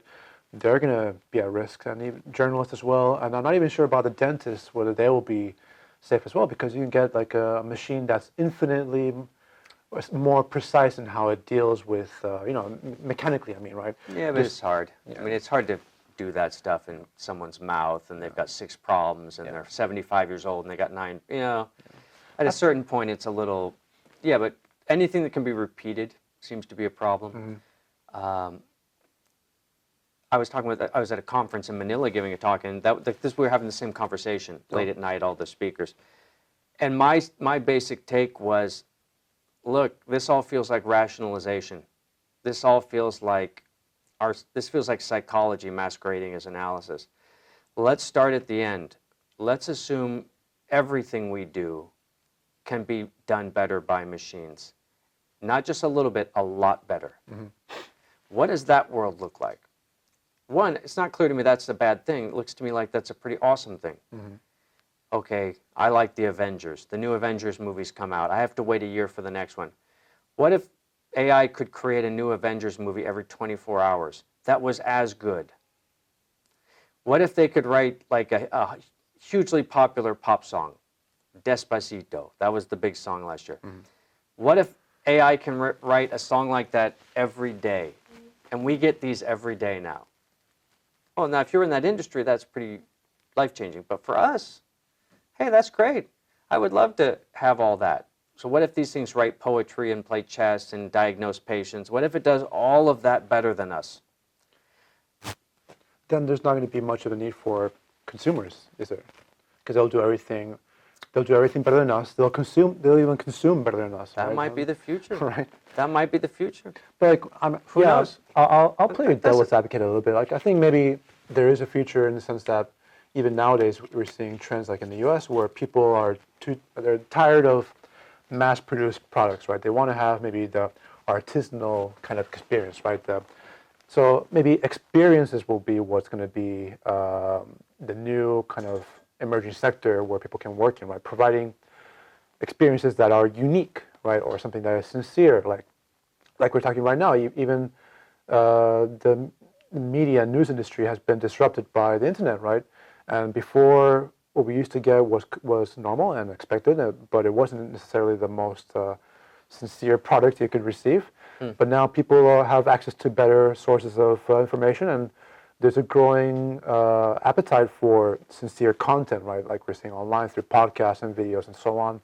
Maybe that's what can be applied or translated to the future when machines become more and more dominant, right? Machines maybe won't be able to provide those unique experiences that only humans can provide. Human-only experiences, maybe you could call them like that. Yeah, I go back to my first point. That feels like rationalization to me. I start with the opinion, let's assume they can do everything better than we can. Right. Let's assume there aren't any real exceptions. Okay. Isn't that better? By definition, if everything's better, isn't it better? Well, in that case, then you're kind of implying, we're obsolete. Not necessarily obsolete. The way I see it in that future scenario is that we would have merged with machines then, right, with the AI. Because that's what we're doing basically. We're kind of cradling technology as if it were a child. We're observing it. How many hours a day? Right? Lots, maybe a huge chunk of our time is on all day, phones, pretty right? much. Yeah. And then if I'm not drinking coffee, I'm on a computer. Like I seem to have only 2 activities at this point in life, and then to the gym. So there'll be a time when the technology becomes so advanced that it becomes becoming integrated with humans, until the point where the AI enhances us as human beings inherently, right? Like, I'll put it in a maybe less drastic way, right? Because let's take it way back in time, like when writing was introduced, the ancient Greeks used to think, oh no, this is terrible for our culture. It's gonna be a terrible influence on our ability to remember things, because they used to have an oral tradition, right, telling stories and so on. And it's gonna be just a generally bad thing for everyone. And now, 2,000 or more years later, books are a great benefit to culture and mankind, depending on which books, of course, right? Yeah.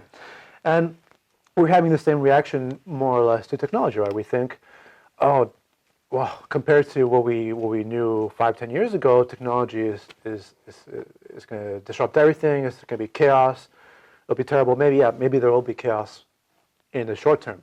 But who knows? Maybe in the long term, when we get to integrate or merge with those machines, it could be something completely different and better overall, right?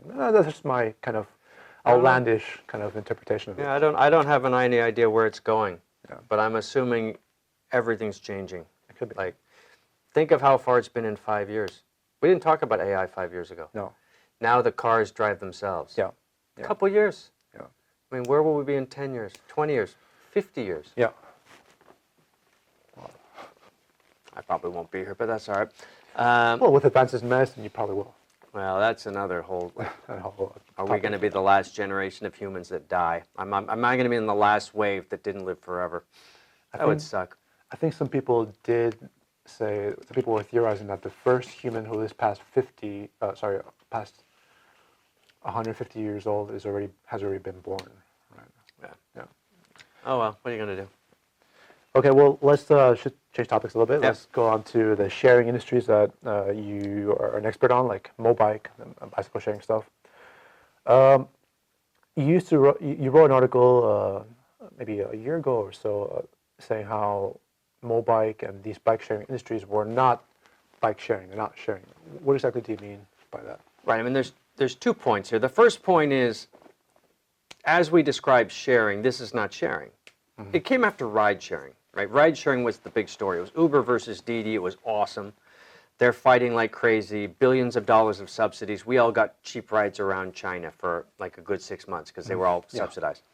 Okay, that ends in July of 2016-ish. Yeah. That goes away. Bikes pop up. All the bikes everywhere. That's the next story. Never calls it bike sharing. So it was, all the articles were, look, oh, it's the new sharing. This is the next wave. Mm-hmm. And so I started saying, look, there's no sharing going on here. Sharing traditionally has meant almost like a P2P model. You have a car, I'm a rider. I use part of your car that's not in the, instead of taking a taxi, I use yours. Carpooling. Yeah, you have an apartment. Instead of me going to a hotel, I access your asset. Your asset is being shared. So we're bringing in all these assets that are outside of the business that people hold, and we share them. So it's kind of a P2P thing. Look, the bike companies they're buying these bikes and building them. They're not accessing unused assets. They're buying bikes, putting them on the street. This is like opening a bunch of restaurants or putting a bunch of vending machines. This is a traditional service business, but there's no sharing happening here. It's a pretty traditional type business. They buy the bicycles, they put them on the streets, and we pay them to use them. I'm not sure I entirely agree. It's kind of like a bit more of semantics, I think, because you are kind of sharing the assets that the company produces, right? Like, even though I can use this bicycle, or maybe I even like a certain bicycle provided by Mobike, but it's not exactly mine to keep, and I'll have to share it with the whole other pool of users who do use Mobike, Well, right? So we're sharing assets. How is that different than a hotel? Because... How is it different than a taxi? But then in that sense, wouldn't those also be sharing? You're sharing assets there as well. I mean, sharing, here, and I'll get to the second point, which is I think the whole sharing term is just confusing and it doesn't help. No, I would say a company that's not sharing would be, we buy our assets, we build our assets, and then we sell them to people to use for a short period of time or to take home. Hotel room, taxi, bicycles. That's kind of business. So I wouldn't call that sharing as they described it. Sharing is more like when it's an asset not owned by the company. Uber doesn't own its cars. the drivers own the cars. Airbnb doesn't own those apartments. You're bringing in other people's assets that are on their books and sharing them with others. Okay, so that was kind of the difference. Look, this is a very traditional business. This is not Uber, it's not Didi, it's not Airbnb. It's a bike rental business. It's a very cool one. But so that was sort of point one. Point two was, look, the whole sharing term is just confusing anyways. Once you start using the word sharing, this whole thing gets confusing. The better word to think about is access versus ownership. That there are basically two types of businesses in the world. You sell stuff that people own, or you provide stuff that people access for a certain period of time. Renting. Yeah, like, okay, so transportation, you can buy a car or you can access a car. That's a taxi. You can buy a home or you can access a home. That's a hotel. That's much clearer. And a lot of what's going on is Uber, you can consider that just a new type of access business. You can access other people's cars instead of accessing the cars the company owns. Now, I think what bike sharing is just a very cool, innovative access business. You can access one of our assets for a certain period of time. It's cheap, it's convenient, it's on your phone, it's very disruptive. And that was particularly disruptive not to other access businesses, which would be bike rental companies. It was really disruptive to ownership businesses, people selling bikes. Uber was not that way. Uber was an access business that more or less disrupted other access businesses. It disrupted taxis. This wasn't like people stopped buying cars because there was Uber, although that is happening. So I sort of look at it this way. Look, there's access businesses and there's ownership businesses. And if you're competing in one of these, you behave very differently. If you're making bicycles to sell them, you got to think about design, brand, how they look, durability, all that stuff, shelf space. If I'm just building bikes that people access, I'm really just thinking about price and convenience. Those are my two areas.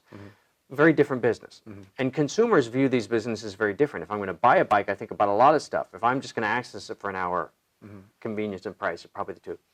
So I kind of said that's most of what's going on. And what we're seeing in China is a wave of companies using software to be incredibly more convenient, giving consumers what they want.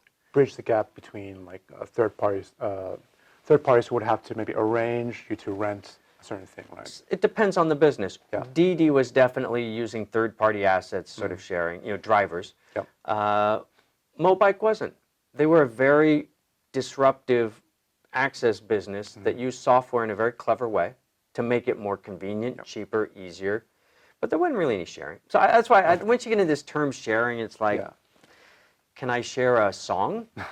Well, that's intangible. That's not a product. That's an intangible.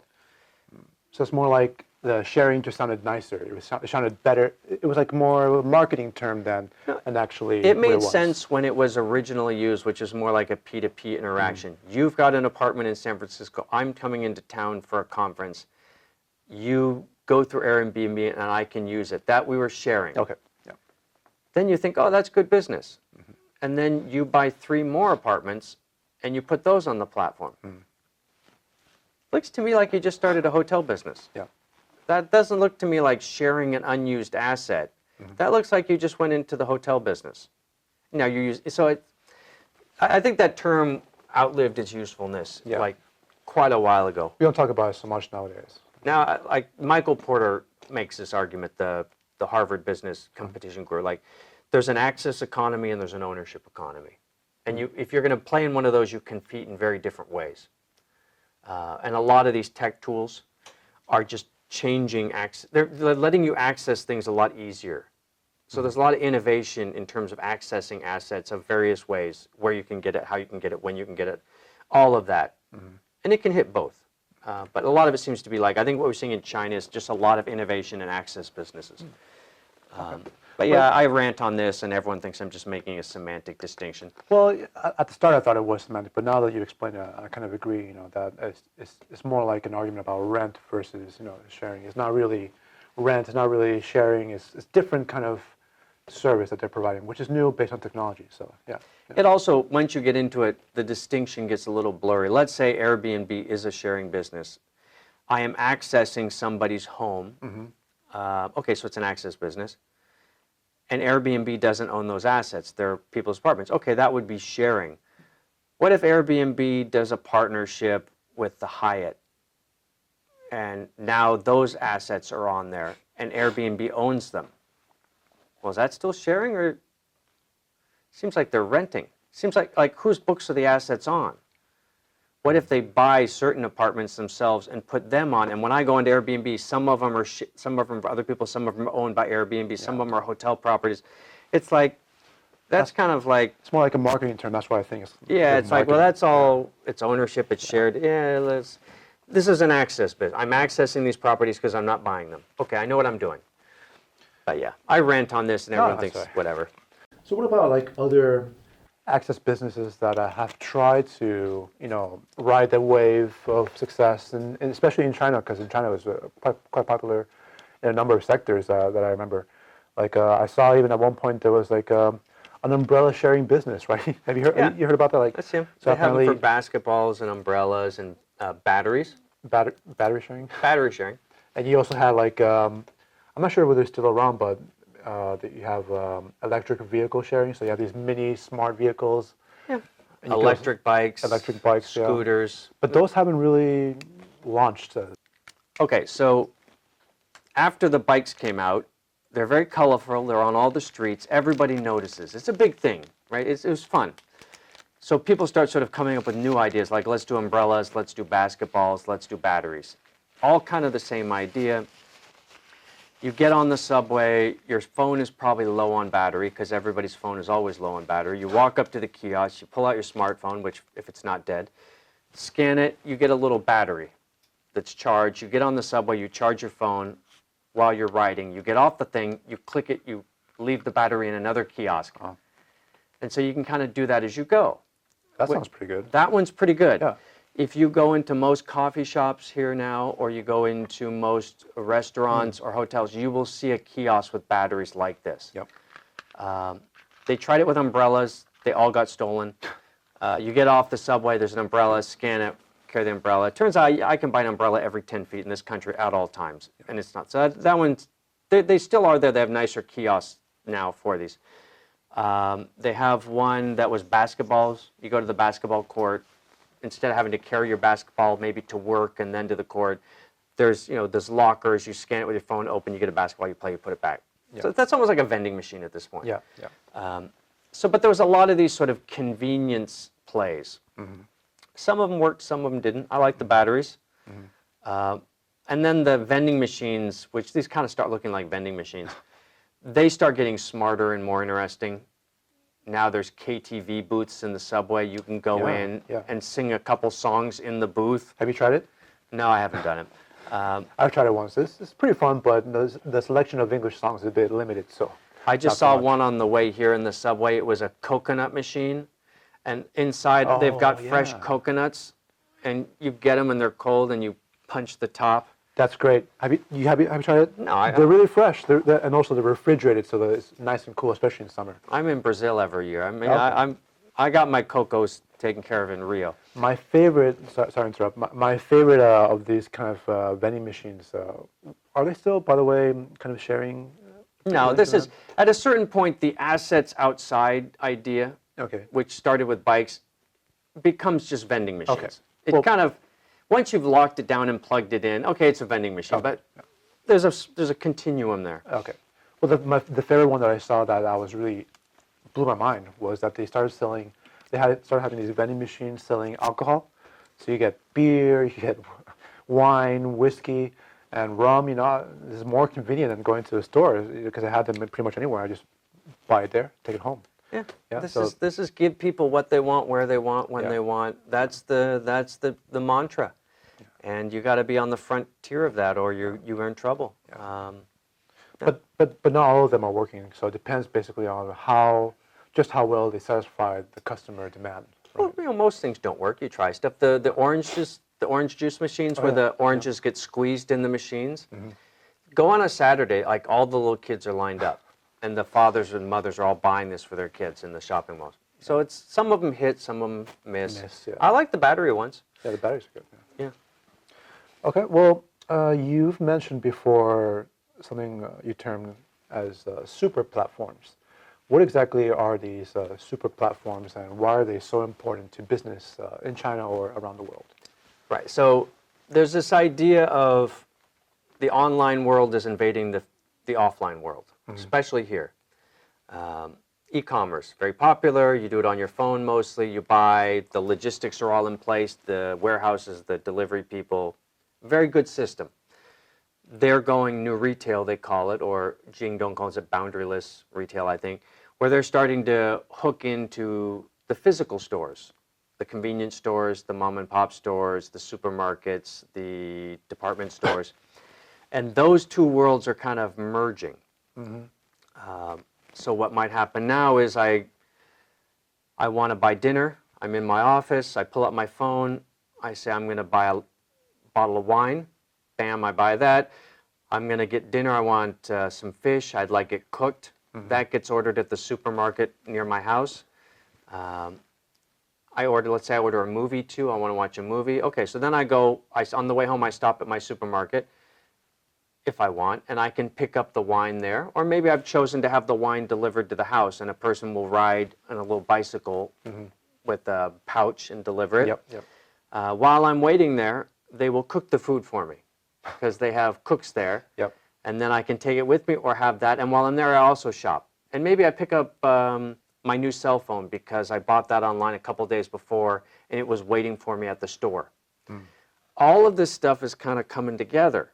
And then I get home, I got my new cell phone, I got my cooked fish, the bottle of wine has just arrived, and I watch the movie on the screen that I just rented. That's new retail. All the physical stuff and the online stuff is just kind of merging, and it's enabling all these new things you can do. Convenience stores, department stores, shopping malls, everyone's sort of grappling with what this means. And one of the so the super platforms, is part of it is merging physical and online worlds. The other part is we're seeing in the online world, it's very common for industries to sort of collapse. Like, it's not a big deal for me to be online and watch a video and send an email and buy something at the same time. It's just on the screen. In the real world, no. I go to the shopping mall for one thing. I go to the grocery store for the other thing. I go to the hospital when I'm saying different structures. A lot of these things seem to be merging up, like you would see online. So mobility. Why do I have one app for a bike, one app for a car, one app for a metro? Why isn't that just one mobility button? Right. That lets me do everything I need to get from here to there, and all the physical assets along the way are part of that. I buy one thing, it gets me a bike, a car, a metro ticket, everything. So a lot of what we consider separate industries are now sort of collapsing. Entertainment and commerce are kind of coming together as one thing. Financial services, payments, bank accounts, insurance, one thing. Healthcare. There's no it's pharmacy, visit the doctor, online consultation, all of that one thing. Right. So we're seeing some collapsing of industries in the online and the offline worlds. But I think in China today we can point to at least two. We can point to one in sort of commerce, B2C commerce, consumer marketplaces. And then we can point to one in mobility and transportation, where these things are sort of coming together. And probably healthcare and financial services are on the way. And that's happening here very quickly because the consumer space here is so rapid. And education as well. Education, maybe. Yeah. Maybe. Consumer one's happening very quickly. It's just not a big deal to buy a movie and a song and dinner At the same time. and lunch, and the delivery person comes up with our pizza, and we also bought a book at the same time, and I needed new shoes, and it's just kind of all the same now. Okay, well, I see two kind of sides to this super platform idea. On the positive side, it's kind of like the antidote to the problems we used to see in the U.S. or in the West, where mom and pop businesses and stores will be kind of consumed by larger companies, right? Yep. So in this case, super platforms wouldn't consume them, so to speak. They would maybe collaborate with them. They would spread services along these mom and pop stores, for example, and make it part or centralize them more or less, right? Like the word you hear is digital upgrades, that they're getting digital upgrades. Thanks to the service provided by a platform. Like an Alibaba, I mean, their mantra from the start has been, we use digital tools and data to empower small businesses. That's their approach, because you have been at a disadvantage to the large players forever. You're a small retailer in Guangzhou, you can't sell to Beijing. You'd have to open stores and warehouses, but with Alibaba, you can. They use tools to empower small businesses. Okay, this is kind of a version of that as well.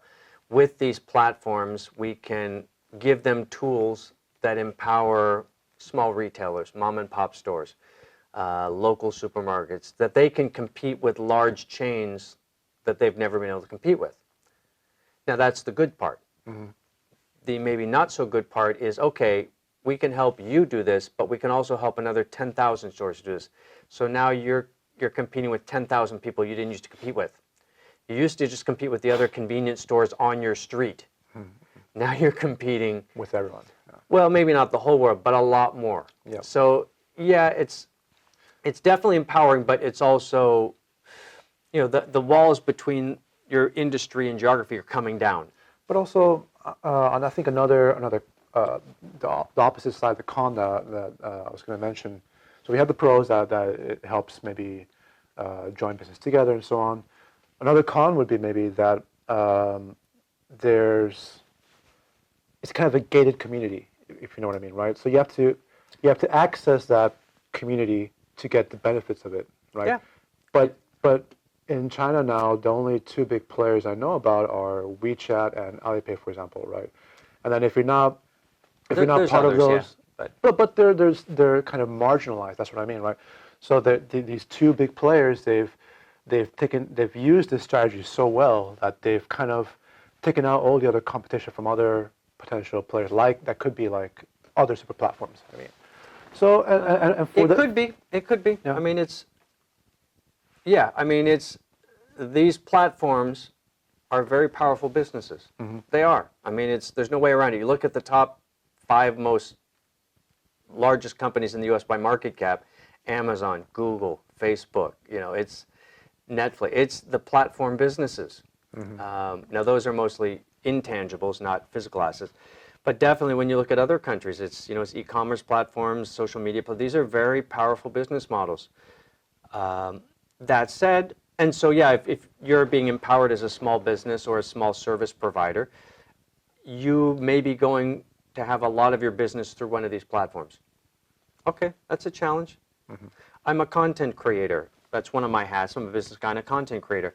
Where am I going to post my content? Am I going to post my content on Towson.com? Well, I'll do that, but I don't, I should do all right, but it's not amazing. No, I'm going to go to a social media platform, and I'm going to have to live in that ecosystem, and that's awesome, because I could never have gotten 2.7 million followers on my own. But at the same time, I have to do well in that platform. Yep. So it's the trade-off. Okay. You're a small business in Guangzhou. You have come up, not Wuhan. You have come up with a new craft. You build wooden boxes. You carve them, and great.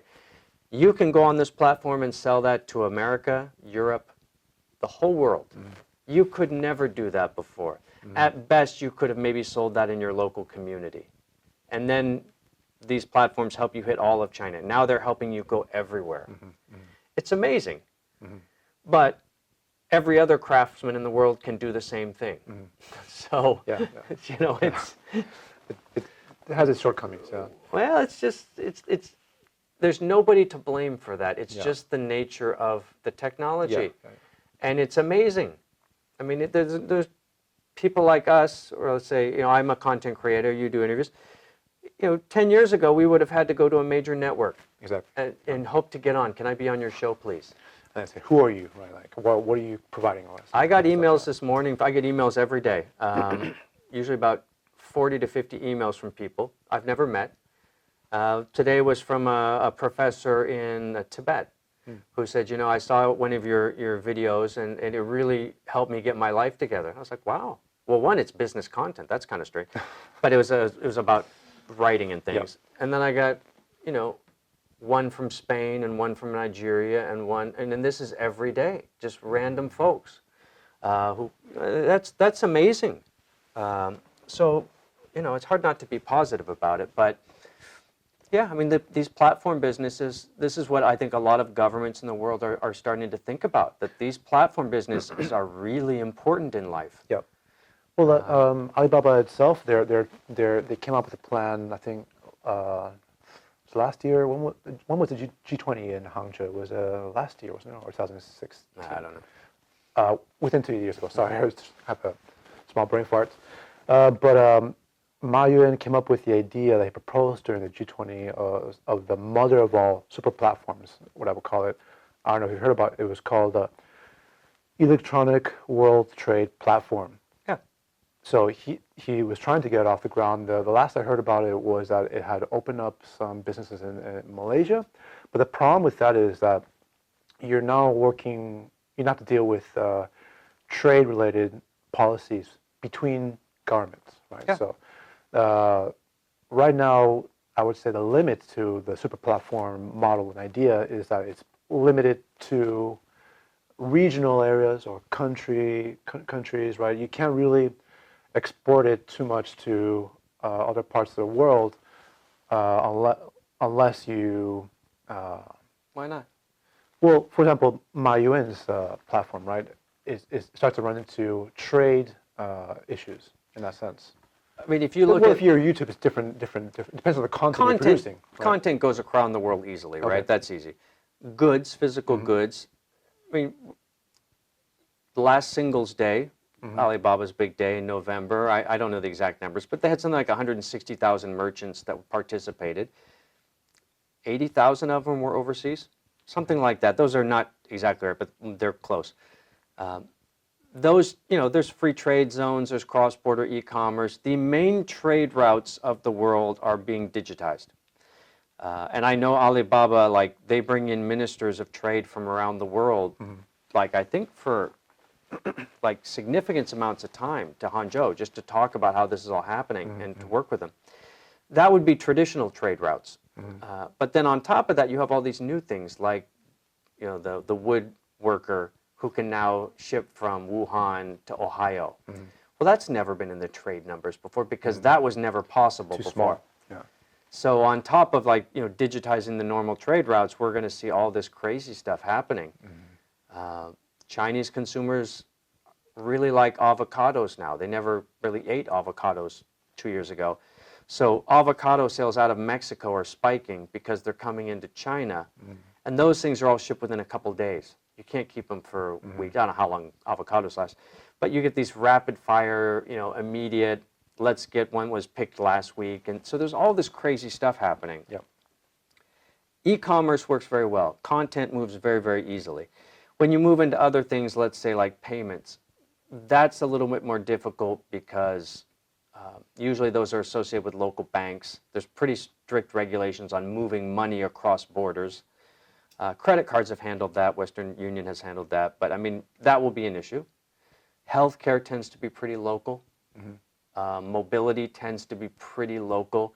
I don't really need a platform. I don't need an app that gets me a taxi in Mexico when I'm in China. So that one tends to be domestic. With content as well, like video content, for example, or any internet content specifically. We're living in China, for example. The Great Firewall blocks a large percentage of content produced outside of the world. Well, so language alone. Yeah, language as well, yeah. Content here is all in Chinese. Yeah. So I typically publish everything I do in English and Chinese, but... so there are limits to the super platforms. Yeah, I mean, some of them are going to be, some of them could be regional. Taxis could be regional. Yeah. Some of them will be national. Some of them will be, a few will be very international. Google's pretty international. Yeah. Facebook is pretty international. WeChat is mostly China at this point. No, just because they're great doesn't mean everything's going to be a multinational. Some of the best businesses are local. Statistically, most of the best businesses are local. Your local dentist, your local hospital, your local supermarket, those things are local. There's only a handful of companies that become these global giants. That's a pretty rare thing. Then what about like so these platforms are going to grow and scale based on the digital services they can provide to connect users to various maybe even cottage industries like or small businesses or even larger businesses and so on. But how can they replace the experience of going to these local businesses that are, popular, like your local bakery or or your local dentist or whatever? You can't really replace those with super platforms. Maybe VR could, maybe virtual reality could in one day. Like Alibaba's working to maybe create an option for users to put a VR set, and rather than go to the market or go to the shopping mall, they could actually just wear it digitally and then maybe order through that way. But I'm not really sure that it works. Let's say right now. healthcare. Healthcare is a pretty local service. Most people only get healthcare where they live, right?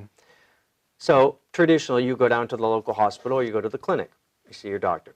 Okay, now let's say we integrate the online and the physical assets into one platform. It's a little button on my phone, app. I can make an appointment with my doctor. I got, my arm kind of hurts. I'd like to come see you. I make the appointment online. I don't go down and wait anymore. We set up the appointment. All the information gets ported over. Maybe they ask me some questions ahead of time. Maybe they say, okay, before you come down, we'll have you do an online consultation, which is happening here. Okay. Yeah. And you do that online, and that gives you your first pass. And based on that, they may say this is enough, or you need to come down. We need to take a look at you.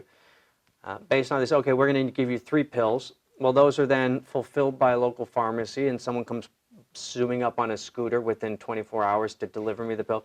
Now, that would be an integration of and then after the fact, where are you, what happened? Keep in mind, most doctors have no idea what you do the moment you leave. They don't know if you're taking the pill they gave them. They don't know how you feel. It's just a black hole. So it's good for follow-up, right? Follow-up information. Maybe immediately I'm in a discussion group with other people who have a bad arm, and we're talking about what you're doing. How's your pill working? Oh, mine's not really working so well. All of that gets integrated into one. As a consumer, it just becomes one seamless service. Purification of demand? No, that one I would say it's purification of demand is more like cutting out bad stuff. This is more like just a seamless consumer experience that integrates all the offline, physical, and online aspects of everything into one picture for me. Whereas before I might have to go here, then I got to go to the pharmacy, and I got to go get my script, and then I go get it filled, and I don't know what's going on. It's 2 a.m. I'm still, my arm's hurting. What's going on? Do I got to go back to the hospital? Well, no, it's all there. Now compare that to a hospital that's just a traditional hospital with no online assets, because most of them don't have any of that. How does that hospital compete with new hospital? Ecosystem. That's, so it's a big change in how we access stuff, and you go to your pharmacy and you make your script and they send it to you, and when it's up for a refill, it happens automatically and that's just kind of what used to be traditionally separate businesses: pharmacy, clinic, hospital, information, communication, payment, scheduling. Now it's just kind of one thing. So it's an enrichment and Seamless. Seamless experience. Seamless experience instead of me running around. Well, now you got to go down to here's your script, now go down to there and talk to that person. And then you got to call your insurance company, and they're going to, they're going to bill you later. And, it's all one. The payment, all of it. That's kind of where we're headed. And once you put these platforms in place, what's happening now in China is everyone's assembling the pieces. Alibaba, Tencent, Jingdong, they're buying supermarkets, they're investing in, like it happens every week. Everyone's assembling the pieces and putting them together in the ecosystem. Once those are in place, what the consumers are going to use will be unpredictable. It will enable all sorts of things we never thought about before. Yeah, but also it makes you more vulnerable to any changes. Like it becomes a little bit too the typical danger of stagnation or of specialization, or becoming too specialized in certain things, or focusing too much on one service, is that there's always a danger that maybe you get banned. For example, if tomorrow, God forbid, you get banned from LinkedIn, all of a sudden you lose 2.7 million followers, right? And in this typical services, if something happens, if the system goes down at a critical junction, we need to go to the hospital right now, and then your phone can access the servers, and then that is one drawback. Yeah, I mean, this is all everything has Pros risks, and these things are becoming very important. Yeah. Okay, if something goes wrong with something very important. Now, the good thing is it's becoming very important because it's great, right? It is great. But if something goes wrong with something very important, that's generally worse, right? So yes, stuff will go wrong. Things will go wrong. I generally think it's all good. I'm mostly good. Optimistic. Yeah, I mean, there's so much, like I do a lot of healthcare, and there's so much of healthcare's problems is just a rigid system that hasn't improved, and a lack of information and a lack of, there's a lot of operational problems in healthcare, and this probably will take care of a lot of that. That strikes me as more important than the fact that I can get my movie and my pizza and my bottle of wine all delivered at the same, which I think is cool. Yeah, well, if you get hurt maybe away from your local hospital, you could just go to any hospital and they'll be able to service you using this platform. So, I mean, yeah, it's pretty amazing. But, yeah, I mean, these things are becoming very, very important. There was a McKinsey paper a couple of years ago, and McKinsey company, they basically argued that the world could consolidate down to like 25 major platforms that integrate various acts. There'll be a housing platform for everything we need in life with regard to living somewhere.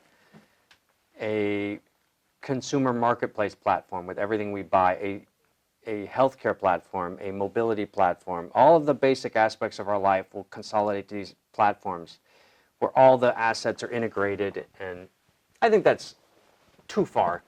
Yeah. But we're definitely moving towards that way. Doesn't sound so good to me, because in the end, if in that scenario, the people will be the assets, right? Not to necessarily. The company, right. I mean, I wouldn't necessarily say. It depends because what they'll business basically you're in. be kind of mining you for data or whatever they're trying to get. That depends on their business model. Apple does not make its money off your data. Apple makes its money by selling you phones data and services. And services, that kind of stuff, yeah. That's fine. Yeah. Okay, yeah, Facebook wants to, they make money off information. So that depends on the business model. Netflix, I love Netflix. I love Yoku.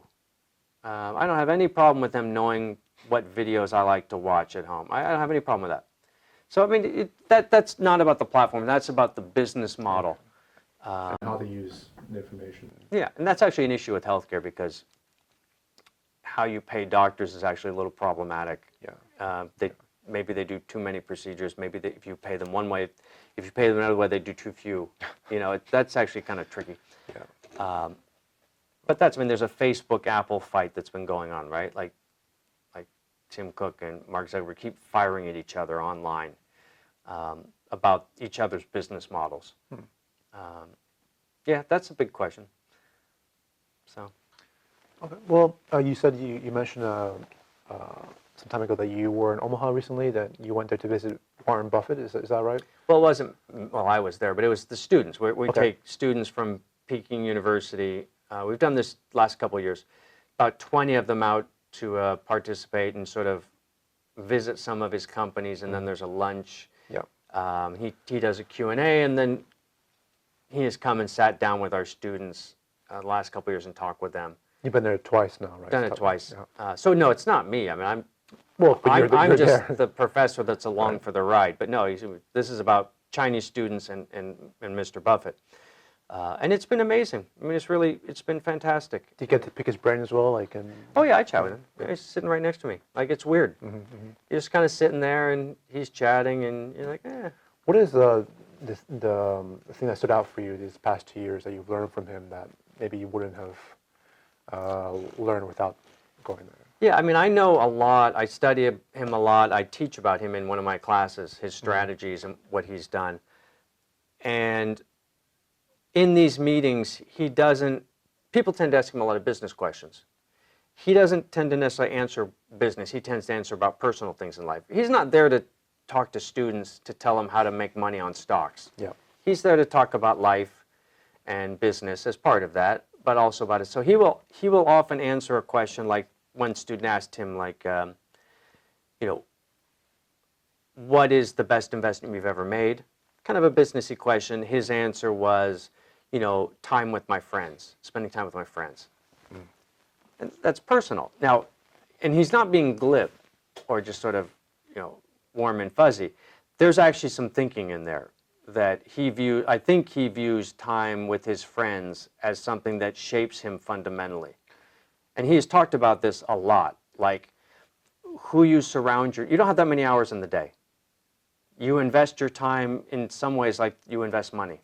You have a limited amount of it. Who you spend your time with shapes you. Right. You have 10 close friends who are very optimistic, entrepreneurs, very positive people. That is going to make you a better person without any effort. If you hang out with sort of cynical people, it's going to shape you. Of course. Yeah. And he says, how many people actually think about how they spend their time? Do you actually think about who you spend time with if you were to map out your week? Yeah. Or does it just kind of happen and you don't really give too much thought to it? I think he gives thought to it. I think he has done that. I'm guessing, but I think he's done that on purpose. Yeah. You have two resources in life at the end of the day. You have money and time. I agree. Like, I don't think it's glib at all. I think it's very logical, because ultimately, what is the greatest resource? What is the greatest thing to invest in is people, right? From a investor's point of view. Like, for example, you were recently at Schwarzman Scholars to give a talk to them, right? Right. And I've done some research on Schwartzman and Jason Schwartzman and what he's trying to do. Steven Schwartzman. Steven Schwartzman, yeah, sorry. And he works in private equity, and basically I come to the conclusion that the next step of his investments globally will be to focus on the potential that young people have, right, and helping them grow in China. And then, because those are investments that will pay off the most 10, 20, 30 years in time, right? Because the investments you make in terms of connections and those experiences, like Mr. Warren was saying, those experiences shape and mold who you are. But from an investment perspective, it's not just about how they shape who you are at the moment, but where those connections and where those relations will take you 10 years from now or 20 years from now. I think that's two different topics. I think there's where do you invest your money? That's business. I think there's philanthropy, which a lot of these rich folks are now talking about. Gates, Buffett, Schwartzman. How do you invest your money in a way that's going to have a lot of utility? So I think that's what Schwartzman is doing. And then there's like, how do you invest your personal time, which they probably have less of that than anything. And what partners do you have? What partners who do you spend time with? I think that has a more immediate impact on how effective you are in life, how happy you are in life. But yeah, I mean, there's all three of these, and a lot of these, the billionaires tend to talk about the second one because that's a big part of their. Well, they're all intertwined in the end. Yeah. So when he was talking about investing in friends, I think, if you were to think about the 10 people you spend the most time with in your life, who are those 10 people? That's going to have a huge effect on you. Did you actually even think about it? Did it just kind of happen? Are you spending time with people who aren't that positive? Well, I think most people, maybe they're not so introspective as that, to think about those things in a meta sense, because he's thinking in a kind of a meta level about what relationships and friendships are. Like, most people don't really. Well, how would you choose those 10? If you're going to spend 80% of your time outside, with 10 people, which is probably true, how would you choose those 10? Doesn't that seem a bit, it seems to me slightly, not necessarily cynical, but a bit utilitarian, right? Because you're then choosing who your friends are based on an assumption of how they will, your return on investment, basically, right? Like what? That's one way to look at it, but the other way to look at it is, okay, you're choosing people to spend time with, not because you're going to get anything benefit from it. But the truth is, you can't spend time with everyone. It's better to do it as a conscious decision than just to let it happen. Even it doesn't mean you're going to choose 10 people based on what I get from it, but are you making the decision consciously, or is it just happening? Because it may be one of the most important decisions you make in life, and you may not actually been thinking about it. So maybe he's behind that statement. Maybe he's saying to be more aware and conscious of your actions. And right. It's a big decision in life. Now, you could choose it based on various factors, return on what it does for me, what I do for you, blah, blah, blah. I think the phrase I think he said, but I'm not sure he said, was it has to be someone you either really care about or someone you really admire. One of those two. That doesn't necessarily mean that seems like a reasonable approach to that. Spend time with people you really care about or people you really admire. Outside of that, why are you spending your time there? You spend time with people you just kind of somewhat get along with. It's not worth it. But we all do it. I mean, I've spent a lot of time with people, and looking back, I'm like, did we even really like each other? Why were we spending all that time together? Were we even friends? Yeah. Anyways, that's kind of a sub point. But my point was, he would talk a lot about life experiences and what he sort of learned. And students would ask him cool questions like, how do you view money now versus when you started? If you could have lunch with anybody, who would you have lunch with? Regrets, things like that. They'd ask him a lot of, and he would talk a lot about his wife, who has passed on, and things he thinks he did well and things he wished he knew when he was younger. I mean, it's very it was really great. You've mentioned before that the past 2 years, he specifically chose after the Q&A session, or I think during the lunchtime, right, to specifically chose to sit with your group of Chinese students over the other students there. Why do you think that was? I don't know if it's over them. I mean, there's several schools that come, and it's. I think he has made a point to sort of talk to the Chinese students because that's unusual. There is a lot of following of Berkshire and Buffett in China, huge. When you go to the annual meetings, they have the annual Berkshire meetings in May. It was Mandarin everywhere. Like, it was unbelievable. Let's say there's 30 or 40,000 people there, something like that. About 8,000 of them had to be from China. It was unbelievable. And all the major Chinese media was there. So there's something happening between Berkshire and China and Buffett that's very interesting. Well, he even has his face on the Coke bottles there. Right. And this doesn't happen with any other country. Like, there's no other country that has this sort of, focus on him. So, I think he enjoys talking with them. And I've heard him mention on TV, or it was told to me, I didn't hear it, but someone told me about it, was, what do you enjoy about life? What's your legacy? How do you see yourself? Something like this. And he said, well, I see myself as a teacher. Recently I talked with some Chinese students. Like, he's brought this up. Like, I think he just enjoys it. I think he does what he enjoys in life, and I think he really enjoys it. Well, I could also see it maybe as an opportunity because of China's growth potential, and not just economically, but human growth potential, like all the millions of people who could provide the right connection to the company. No, I don't think so. I think I think he spends a significant amount of time every year teaching, and that's how he has described himself. How do you describe himself? As a teacher? And I think he doesn't have any self-interest in that. No, I mean, well, that's what I mean also. It doesn't have to be self-interested. Even as a teacher, you want to spread your teachings to as many people as possible. I think he views it as part of his role as a teacher. And then, China would be part of that. But yeah, I don't think, as for deals and stuff, I think he turns that side of his brain off, and he just spends a certain amount of his time teaching, just because he believes in it. But yeah, it was great. There was recently a kind of clash or a spat that he had with Elon Musk on Twitter. Yeah, that was great. Where Elon I like Musk, when billionaires fight. That's funny. Yeah. I mean, and they both have a good sense of humor as well, so that made it entertaining, right? But it's hard to tell how serious they were. But Elon Musk basically said that moats are lame, right? What do you think about it? Do you agree? He's basically saying that innovation is more important than moats because moats are kind of stagnant. I have to kind of agree with what Musk was saying. I kind of agree with him that the larger your moat, the more impenetrable it is. But still, it's kind of stagnant, right? There's a lack of innovation going on there. Whereas if you're innovating, you can just kind of step over the moats. Right?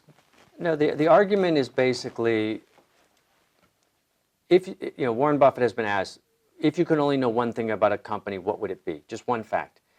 And his answer was, does it have a competitive advantage, and is it sustainable?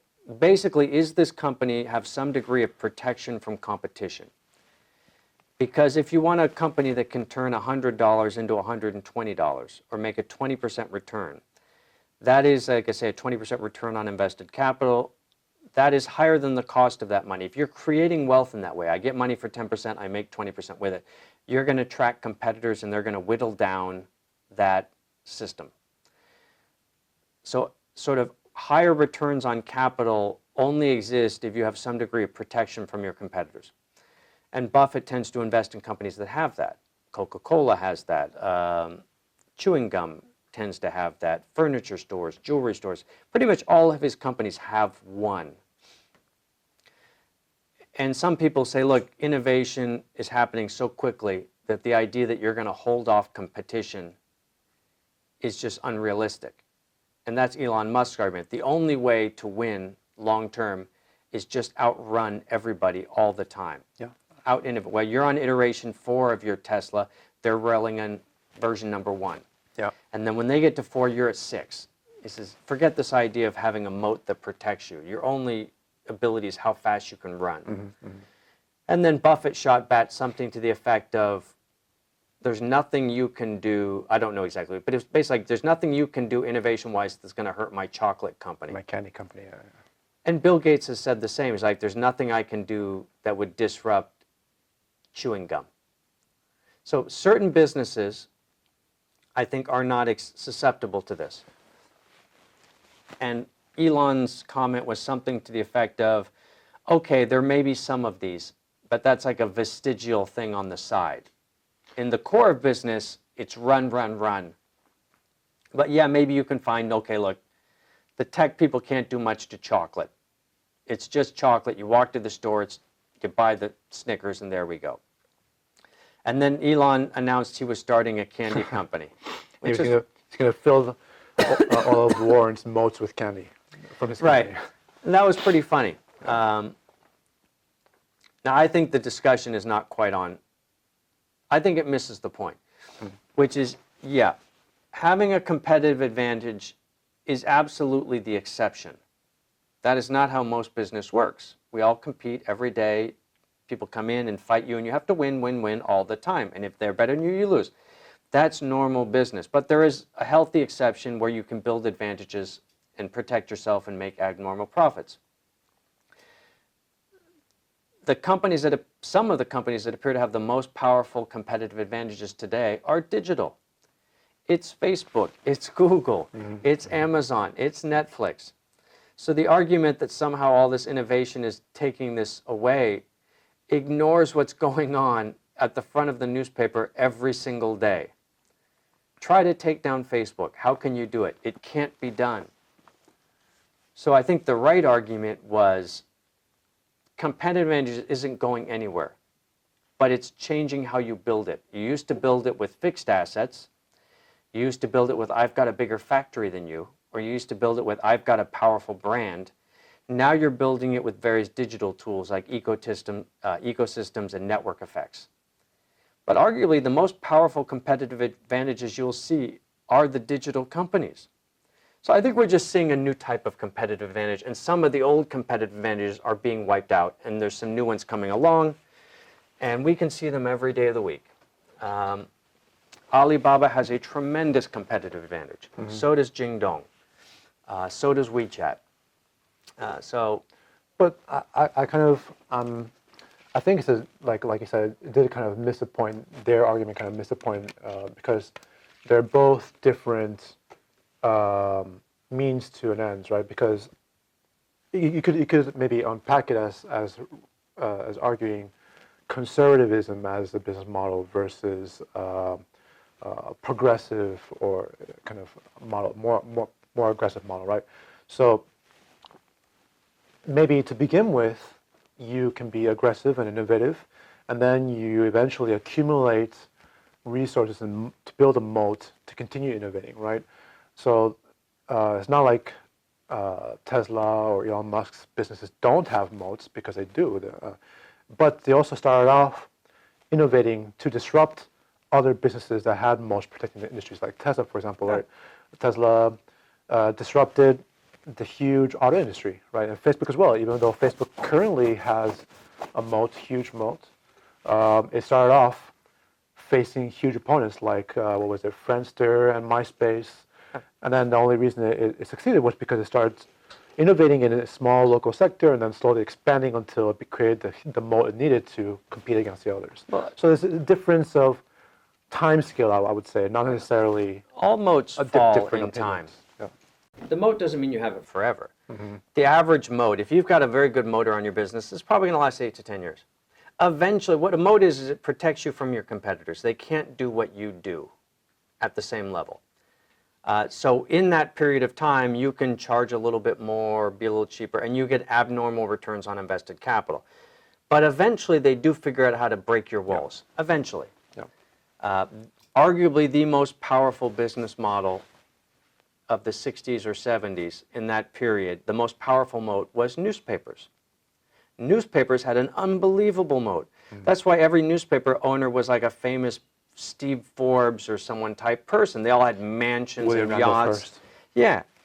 Well, the digital world just took that apart. And Facebook had a lot to do with it. Now, that went from being incredibly powerful, their moat's gone. Well, that's the way life goes. Yep.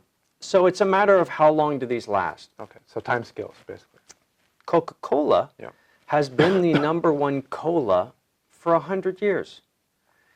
In 100 years, nobody has been figured out how to put sugar and water and carbonation and take them down. They have a very powerful moat, and everybody's tried, and nobody can do it, and it's been 100 years.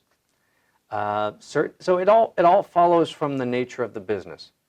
Certain businesses like soda, chocolate, local furniture stores were pretty good, enable you to build moats for some period of time. And then others, it's never, it's just not possible at all from day one. You know, that tissue thing there. They have no moat, they have never had a moat, and the nature of that business, there's just no moat to be had. And so certain business, it's not even a possibility. And maybe in that business, your strategy is what Elon Musk says, to innovate, innovate, innovate. Well, innovation doesn't help you with tissue. In that business, it's be the cheapest person on the planet with acceptable quality. So the nature of the business sort of tells you what you have to do. Okay. But Elon Musk, he's making electric cars. That's an operational marathon. Yeah. He's got to improve every day. Basic smartphones that aren't Apple, they have to come up with new stuff every single year. And if you don't, you were awesome 2 years ago, you're done today. Yep. Blockbuster movies. Hey, we loved that last movie. Yeah, your new one sucked. Okay, that's that. I mean, it just follows from the nature of the activity, which is just about how people live and things we do in life. But certain businesses definitely have moats. Yep. And some last forever and some last for a while. Credit cards have traditionally been very powerful moats. MasterCard, Visa, American Express, Union Pay. But now we've got mobile payments coming in. Yeah, Alipay. That's changing things. Well, they're fighting Alipay tooth and nail in the West from expanding. Yeah, there's a big fight going on in that business. Studios, cable companies used to have tremendous moats. Like if I have a cable package in the United States, the average cable customer in the United States pays about $110 per month. You get a bundle, and like 70% of them have a bundle. They get internet service plus TV plus maybe phone. Okay, that's 200 channels. Well, that's been a very powerful model. Now Netflix comes in over the top and gives you $8 per month. Well, it's $9. I signed up in Bogota, so it's $6. I saved $3. And I don't have a cable package, and I get it for $6. That's a good disruption. Very similar to the bicycle one we talked about. That's a convenience disruption. So that's just the way business is, and some industries move faster than others. Chewing gum has not changed in a long time. It's got a mixture of both, depending on the industry you're in. Haircuts have not changed. Everybody still goes to the local barber. It's the only, how else do you, no one gets their haircut any other way. Hasn't changed at all. The clippers are kind of the same. Until you get AI-based haircuts that, In theory, that could do that. But yeah, I mean, certain businesses are resistant right up until they're not. And then it's like, okay. That's it. Yeah. The newspaper one fell faster than I think people thought it was going to fall. It used to be a huge cash cow. Yeah. classified ads. The story of how they got disrupted is just awesome, because they weren't one business, they were like 5 businesses. It was the classifieds was one type of business. Yep. The news was another type of business. The personals, well, I guess it's like classifieds, find a job, find a car, dating, I don't know if they did that. Advertising. There's lots of different businesses in here. They all got wiped out. Like Craigslist took down the classifieds, and then online websites like Yahoo took down the core business. Divide and conquer. And then Facebook and others took the advertising revenue. I mean, they got hit on every angle. Yeah. And there's only one business within there that hasn't been hit. This is a Warren Buffett question. He asked, what one part of the newspaper has not been hit? Ad revenues are good. The readership is good. There's only one section of the newspaper. It's a good question. I didn't know. Give me a hint. If I tell you, you'll know.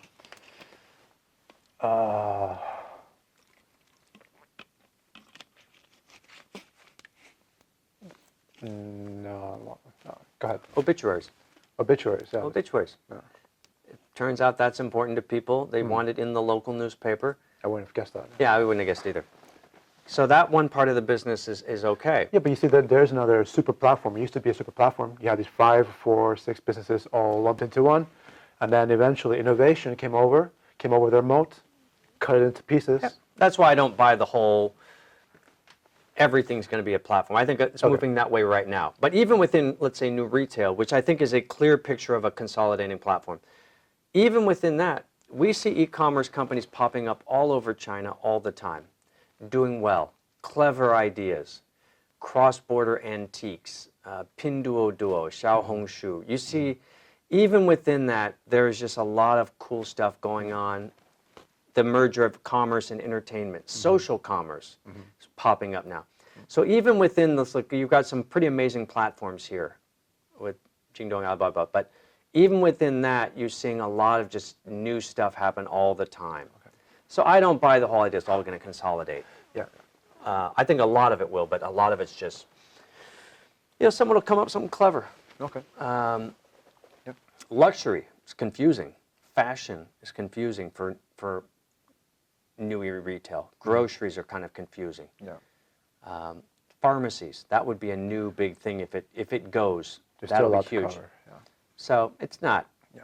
No, it'll be great. But yeah, that's the newspapers got. The worst thing is, like, they got hit from like 4 sides. I mean, it's really brutal. All at once, pretty much. And then the one strength they had probably was reporters. And now AI is starting to write news articles, and you can't tell the difference sometimes. Like, Depends on the story. Right, it depends on the story. If there was a fire yesterday, the AI can write that story pretty well because it's who, what, where, when, how. Yep.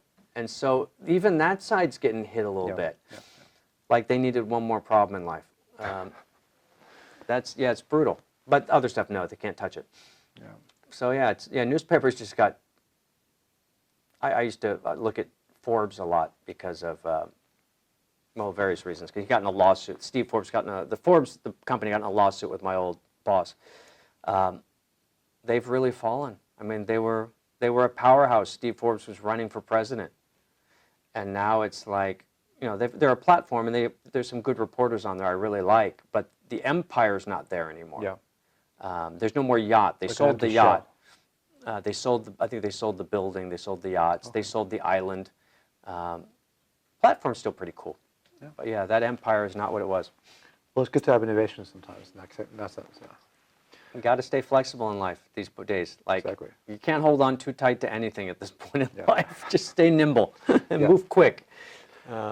Speaking of which, you have a book you published about China called 1 Hour China. Yep. I've seen you've updated various times, and you have different versions of it. Can you explain to the audience a bit what exactly that book is? Yeah, this was a book, Jonathan Wetzel, who was sort of a senior partner at McKinsey. I mean, he was, I think, the guy that opened the Shanghai office of McKinsey in like 1994. I mean, he's been on the ground forever. He just knows everything.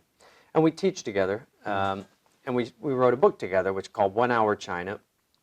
And the idea was China is becoming more and more important every year. It's moving into the business world, the political world, the cultural world, the U.S., Europe, Brazil, everywhere. Most people don't quite know what to do with this. Most people aren't going to read 300-page books, 10 of them, to get up to speed. So we sort of came up with the idea, like, look, if we had 1 hour to tell a room of really smart people in Brazil, Norway, Virginia, what would we tell them? How would we start? And that's what the book was, that this is what we'd say. And we wrote it up, and this was a time when self-publishing was just emerging, so we jumped on that. We didn't use a publisher, which was good, because we'd both done that before. Used ebooks, something like that? Yeah, we self-published on Amazon, on Kindle, and then we did Create Space. And it did, I mean, for a book, it did about as well as a book can do. It's been on the top 10 or top 20 of Amazon for 3 to 4 years for China now. Do you expect it will grow, considering the amount of attention China's getting from the media? Yeah, it just seems to be, yeah. I mean, it's a good book for smart, busy people who are having to sort of get up to speed and don't know where to start, but they're not going to read all this stuff. So what's funny is it seems to also be the book that people buy when they have to come to China for their first meeting. So people have been sending me photos of like I get a picture like, the guy next to me in business class is reading your book on the way to Shanghai. And I get these pictures of him reading it on the way to China. Well, it's good that people are interested in learning more, and because it's becoming more of a big player globally.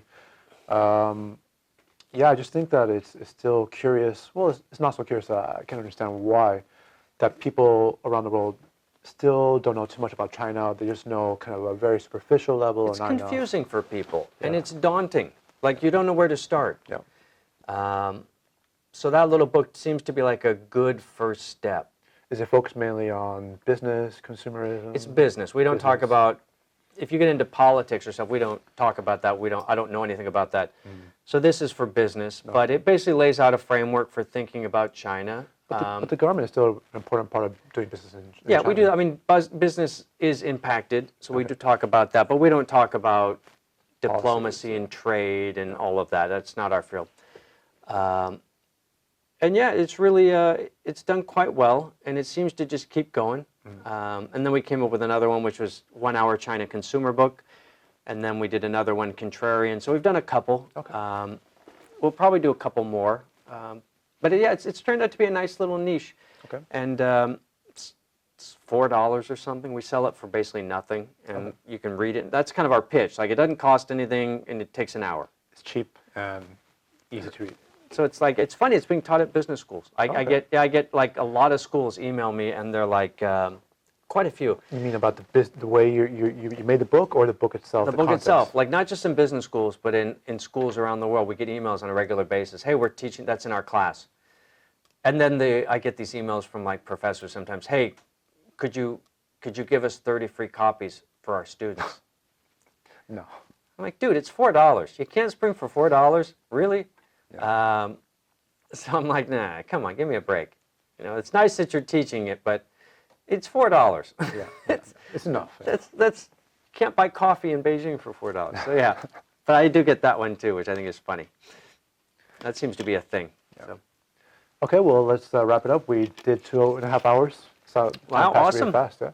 Do you have anything like you wanna plug? Like you're on LinkedIn. Where how can the audience reach you? I mean, what I do is I'm on LinkedIn, which I publish every day. Yep. Something goes up, videos and articles, and then also on my webpage, jefftowson.com. Okay. You can sign up there for my email list. That's what I really ask people to do. We'll put links on the bottom. So people links at the bottom. Yeah. And then what I've been doing a lot in the last year is just doing a lot of speaking. China, Europe, Brazil, the U.S. I really do enjoy that. That's been sort of corporate events, or it can be conferences or universities. Speaking to classes, I really have found that to be fantastic. Okay. So if that's something people are interested in, send me a note. It's probably doable. Okay. Do you prefer people send you notes through LinkedIn or through email, or how either one? LinkedIn. My email's on the webpage, jefftowson.com. The Gmail one, right? Yeah. Okay. Or you can do just LinkedIn. That's easy. And aside from the 1 Hour China book, you also have another book you published before? Yeah, but that one's, yeah, we don't talk about. I know. Okay, I know. I have no mixed worries. feelings about that book. Okay. I got better ones coming out. Okay, well, listen, it's been great talking to you. I learned a lot, and I really enjoyed the discussion, and let's do it again sometime. Pleasure. Appreciate it. Thank you so much. It's great.